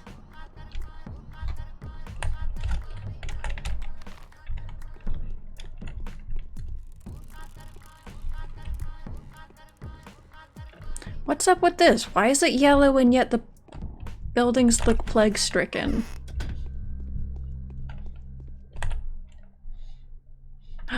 Bread! Fuck yeah! Give me that sweet, sweet wheat and wheat byproduct. Okay. Now we can go to Aglaya.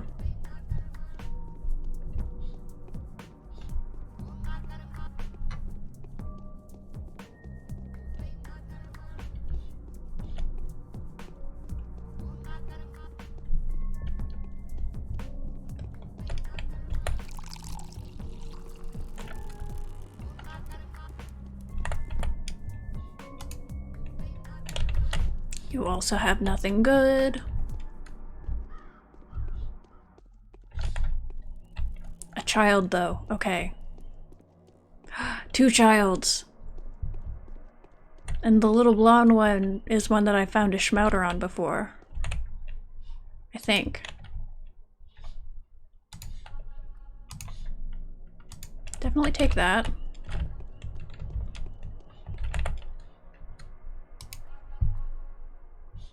And nothing good from you. That's okay though, because we have a bullet.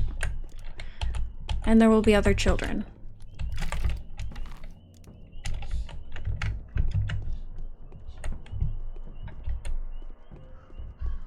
And there is another children right there. Are they running because I drew a gun? How come nobody else reacts when I draw a gun? No. What's this? Georgi's invitation. Dear Master Barak, I assume you already know of the fatal transformation that has happened to the family of Vlad Olgimsky, your father's friend and benefactor. A cunning intrigue has led the head of the Olgimsky family to be judged by a crowd of bloodthirsty butchers. Before long, every one of them will tremble at the sound of Boos Vlad's name. I kindly request that you find a moment to visit me in the Crucible. I am in possession of some crucially important information that may, perhaps, save the life of the man whose hospitality you've recently enjoyed, Georgi Kane. Well, we're going over there anyways, so might as well. I can't say I'm terribly invested in keeping Vlad the Older alive, though.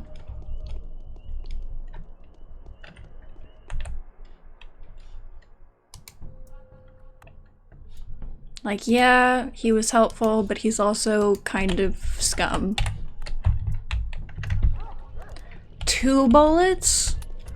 We're rich now.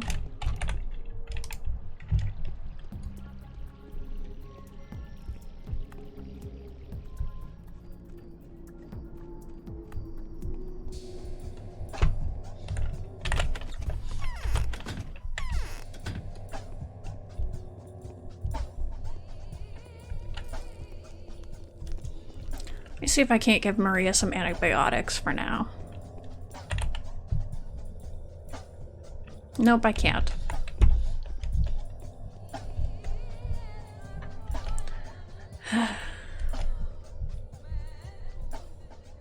It's like, I'm sure I'm gonna be able to make more panacea, right? Do I give it to her now? Or like if I don't give it to her in the next couple days, is she actually gonna die, or is she gonna be fine until I get around to giving it to her? That's the question, really. We weren't given too much time now, were we? I'm happy to see you here. Still, it would be better for you not to come here too often. I've been to the abattoir. The things that I've found there are hard to explain to an unprepared person. I am well prepared, though. I know your people's mythology. I know the legends of these lands. Tell me what you've learned there. Tell me where the blood came from. I will believe the most mind-boggling report, especially if it's consistent with my own data and calculations. There's a whole system of underground tunnels beneath the town, up to the Gorkon River. Sacrificial blood has been poured down there for hundreds of years. No surprise there. I've read about it when I was preparing for the trip. Furthermore, I know that some other peoples have similar cults. They all belong to different ethnic groups. Some of them are northerners. The blood there is alive. That means that the town nourishes it, and it probably nourishes the town. It's inexplicable, but it's a fact. Well, is it consistent with your data and calculations? Well, I'll be. It's consistent with the calculations. As for the data, well, it also is. This is why digging wells is prohibited around here. This is why the rivers are so shallow and the Gorkon is so clean. Yes, I'm impressed, but not shocked. I was prepared to encounter something unique, even though I expected the mundane. Well, what were you expecting? Something way less exciting. I thought the foreman was hiding in a rock somewhere. A wounded one, perhaps. They could have drawn from some of its blood for you. One Aurochs would allow us to produce a few thousand portions at least. Enough for the remaining people. I've heard they're gigantic, almost comparable to a brontosauri. To what? To a dinosaur. Fucking A. Wait a minute. This may be a rather fascinating natural phenomenon, but you should look at it from a different angle. If there is blood circulating in the town, feeding it, then it's alive. This is your sought one. It all clicks, doesn't it? At least the size is fitting. What does Odorg mean? A body that contains the world. I am simply interpreting Isidor's words. Here, I've written it down. He knew that Sedodorg was in danger. He knew that only a miracle could save its life. He knew that in order to cure it, one would require rivers of panacea, and so he decided to place the foreman and regain legitimate control over the kin to get closer to the Odorg's bowels. You're correct. Yes, it's true. Well, I have a different point of view, but I think I'm reconstructing Isidor's thought process more or less correctly. The sign refers to some unnamed entity. It was silly of him to include this super being in his list among ordinary patients. It must have been boggling in his mind, too. Yes, that's my father, all right. If I try to put myself in his shoes and look at all this through his eyes, that's exactly what must have happened. Cool.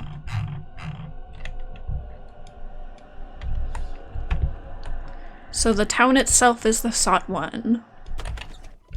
Or the land under the town, maybe, if you want to get pedantic.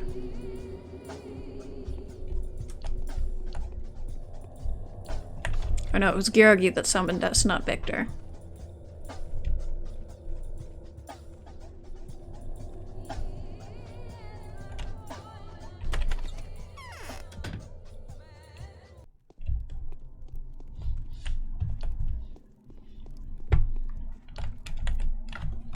However brilliant an action, it should not be esteemed great unless the result is a great motive. Yes, you will definitely don your deceased father's garb soon. I felt that familiar power as soon as you stepped into my home. You have almost come into possession of his inheritance, haven't you?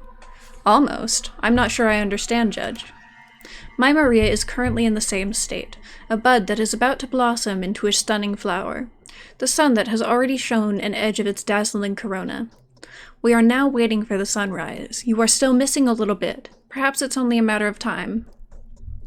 You haven't changed one bit since my childhood, Judge. I have a heartache. It is fortuitous that you came to see me, my good Master Barak. There is a matter of great importance for us to discuss. It has something to do with a man who is known to be very involved with you, the man to have spoken in your defense when everyone else had turned their backs on you. I am speaking of Vlad Olgimsky, or specifically, the most lamentable fate that awaits him. What happened to him? The ruthless investigator that she is, Aglaya Lilich has ordered the opening of the termitary that was previously locked down by the Olgimskis. In doing so, she has uncovered a few pieces of most valuable evidence. Having interrogated Vlad the Heavy, she has received his full and sincere avowal of guilt, and yet, what was he guilty of? Long story short, when he gave, or pretended to give, the order to lock down the termitary, he was already fully aware of the highly contagious disease that the kin had fallen victim to.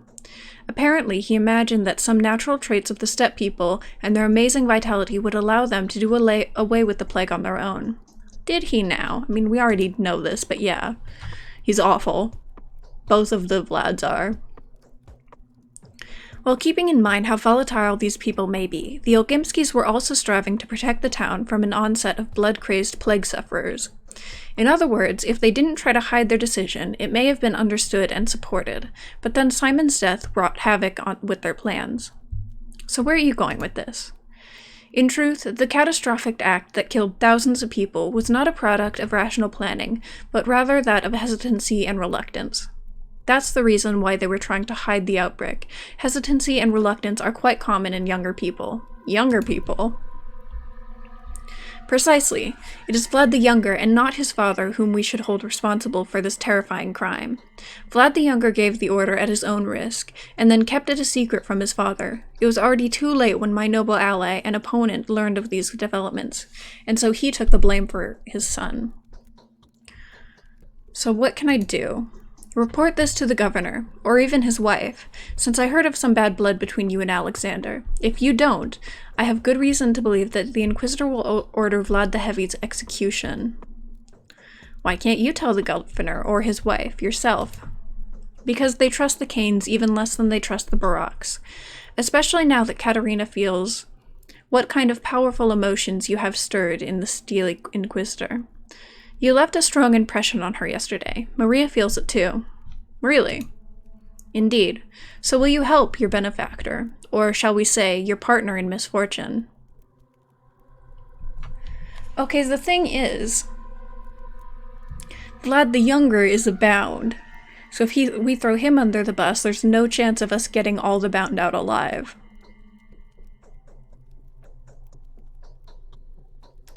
I don't think that Vlad the Older is anyone's bound, so I think if he dies, it's fine. Capella will probably be sad, but it's fine. Like, in terms of what ending we get. We can at least accept it and then talk to him, I guess.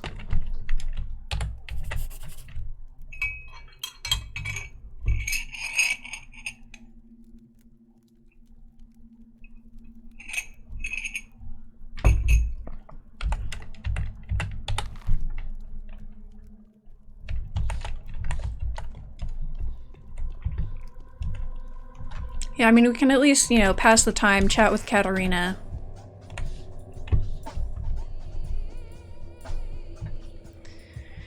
And I think I am gonna give Maria the panacea just because, as far as I know, she's the only one who's sick. I can't always beat my head against a wall until I get the children to give me a schmouter. So fine, take it.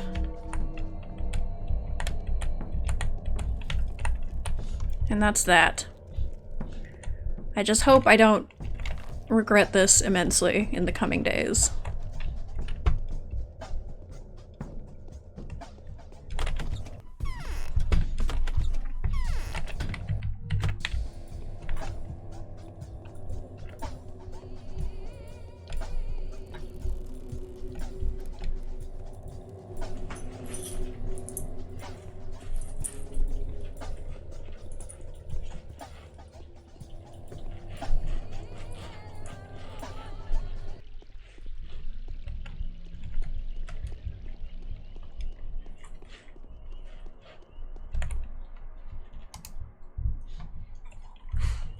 Nothing good for you.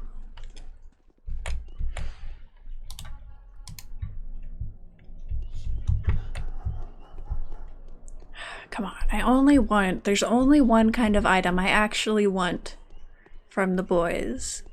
They've given it to me once, but never again.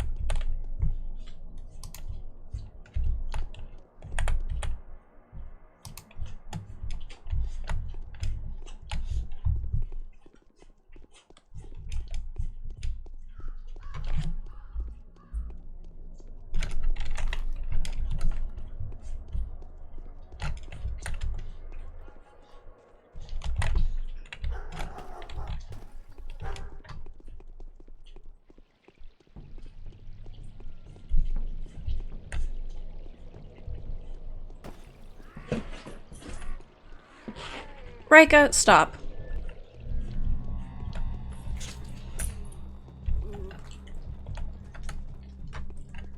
Yeah, you.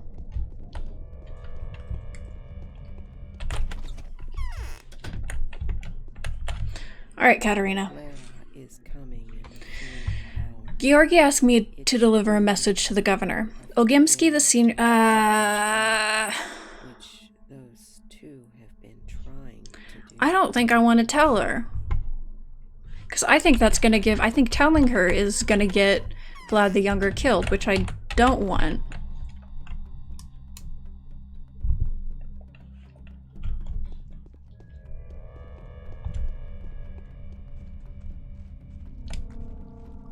So I think instead I'm going to go back to the hideout and sleep for a couple hours.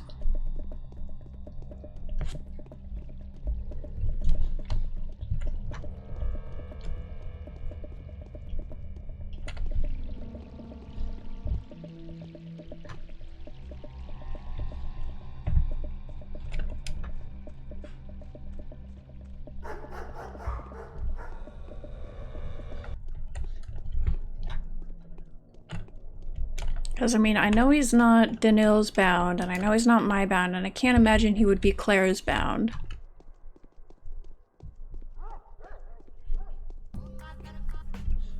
But I know that Vlad the Younger is one of Claire's bound.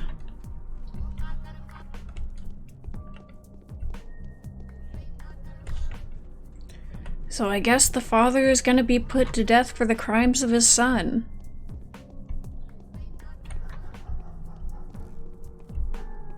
Whoops. Sucks. Sucks for him, I guess, but I'm not really willing to deal with it.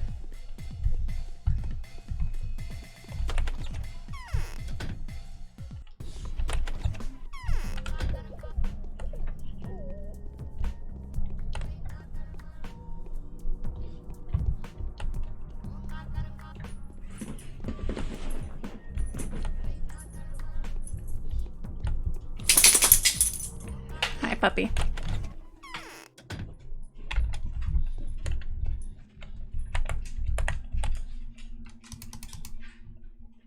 Let's do 2 hours.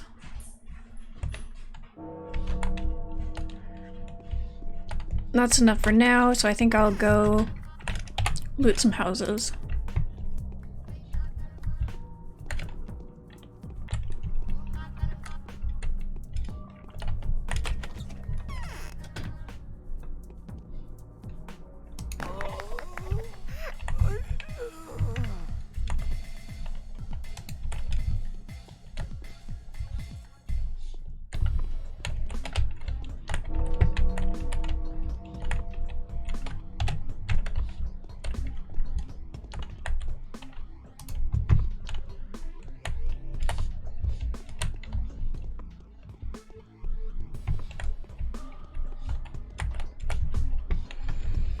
Man, this game just comes down to a constant search of food.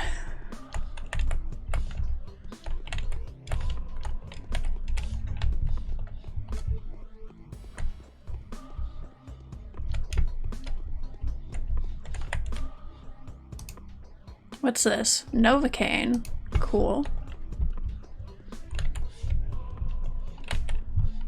Ooh. Nice.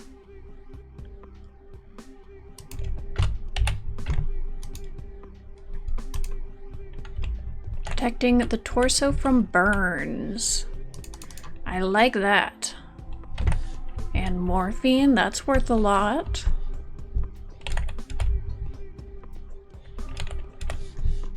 Is that an egg? Yes.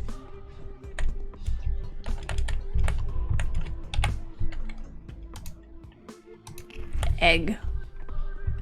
Tasty, tasty eggs.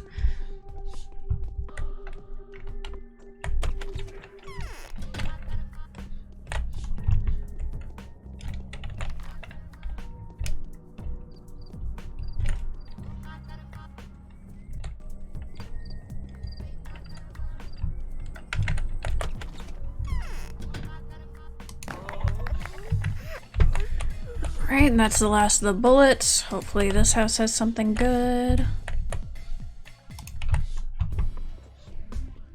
By something good, I mean food.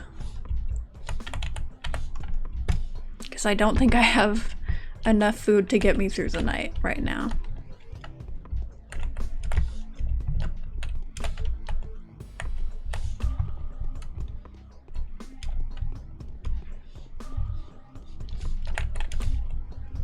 If there isn't some decent kind of food, I may honestly just reload my save and save scum different houses until I get something to eat.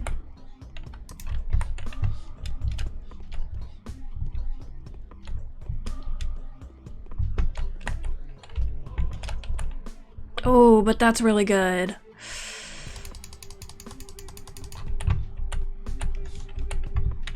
Fine, damn it, I won't do that.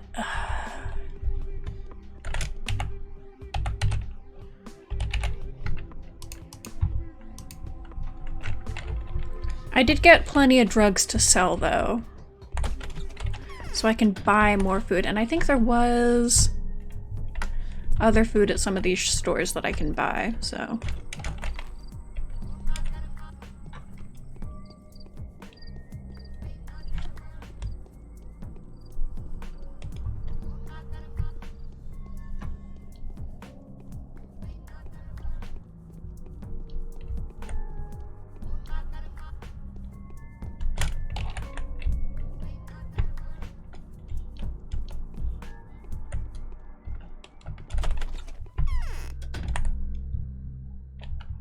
Alright, not that one, but the other ones.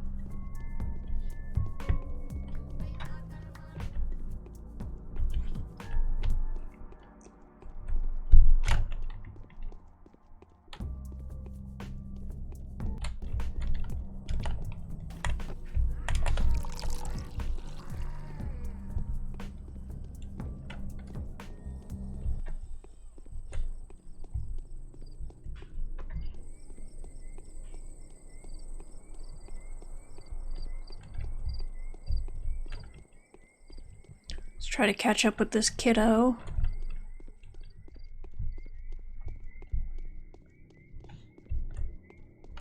Lots of them. Hey Puna, how's it going? Good, how are you doing?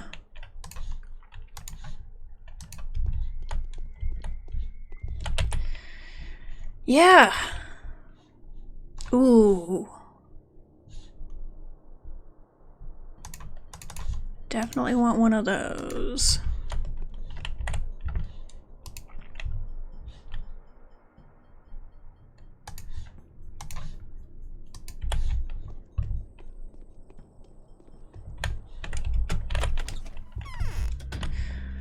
Well, right now we're at the end of the day, so I'm just trying to get enough food to be able to, not starve to death in my sleep or anything like that.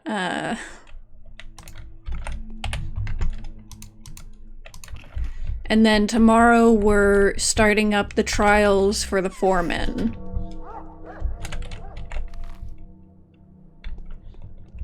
Yep, bedtime snacks. Yeah, that's gonna be the next objective.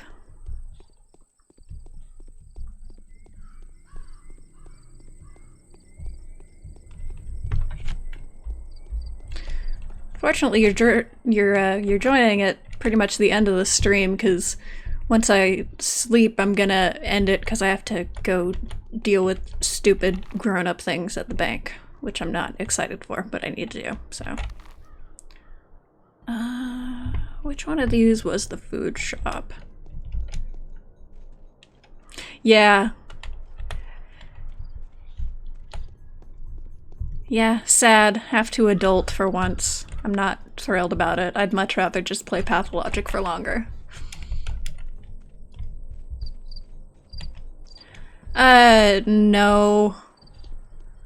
I need to get a temporary debit card because they have fucking they just haven't sent me my replacement one. So I need to like actually go in and talk to someone, which sucks. Yeah.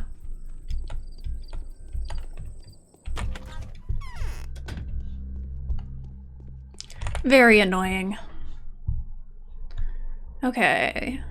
So I don't want to sell that. One of these, 10 hours. Yeah.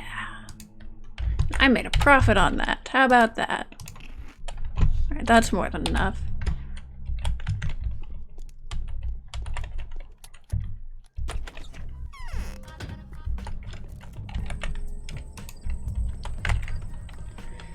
And I've got plenty of ways. I've got bullets and I've got a lockpick, so I've got plenty of ways to get resources in the next couple days, which is awesome.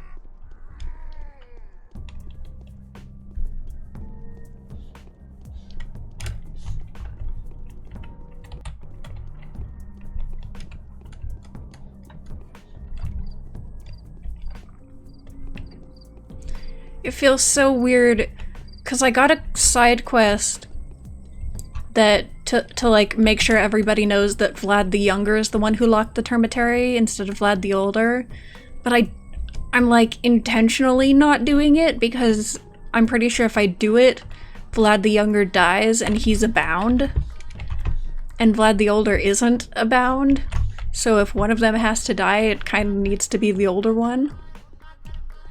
But it just feels so weird, like, not skipping a side quest because I don't have the time or resources, but skipping a side quest just because I don't think I should do it. It's just sitting in my journal, and I know it's there, burning a hole into my brain. Feels weird.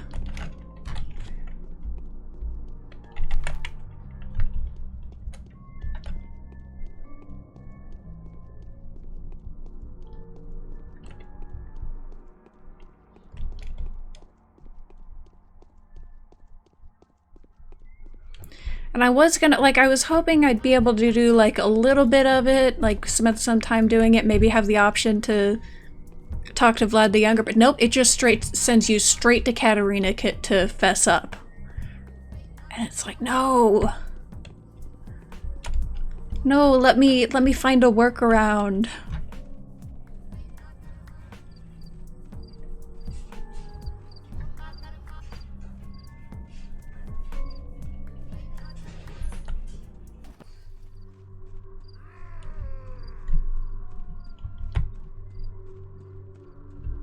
What are you doing? You're just kind of spazzing out, staring at a fence.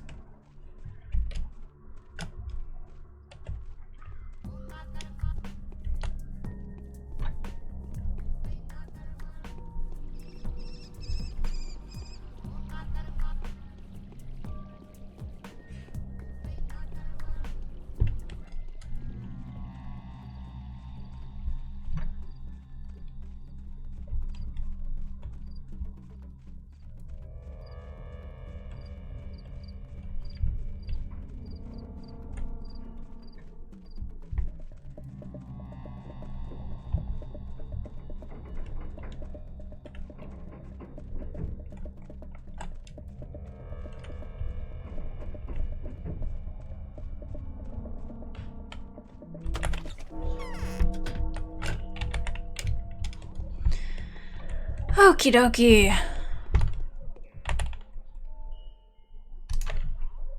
Sleep the full 6 hours for once.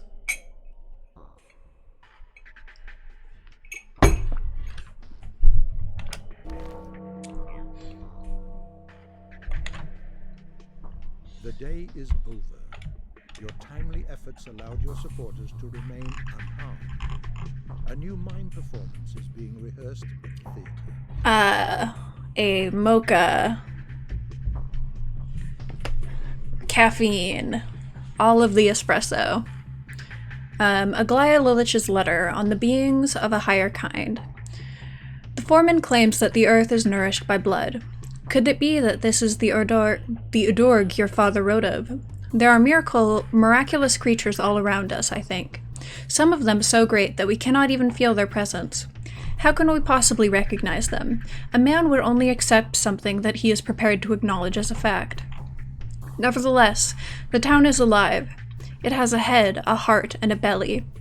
There are veins running through its massive body. The town has its own memory. It breathes, it thinks, and it feels fear. Who knows, perhaps the town can even feel love. A world in which towns have a heartbeat is the world I want to live in. I want to feel the earth tossing and turning beneath my feet. Cool. That was poetic, I guess. Not really worth writing about, but whatever. Alright. So that's gonna do it for today. Thanks for watching, and I'll see you next time. Bye.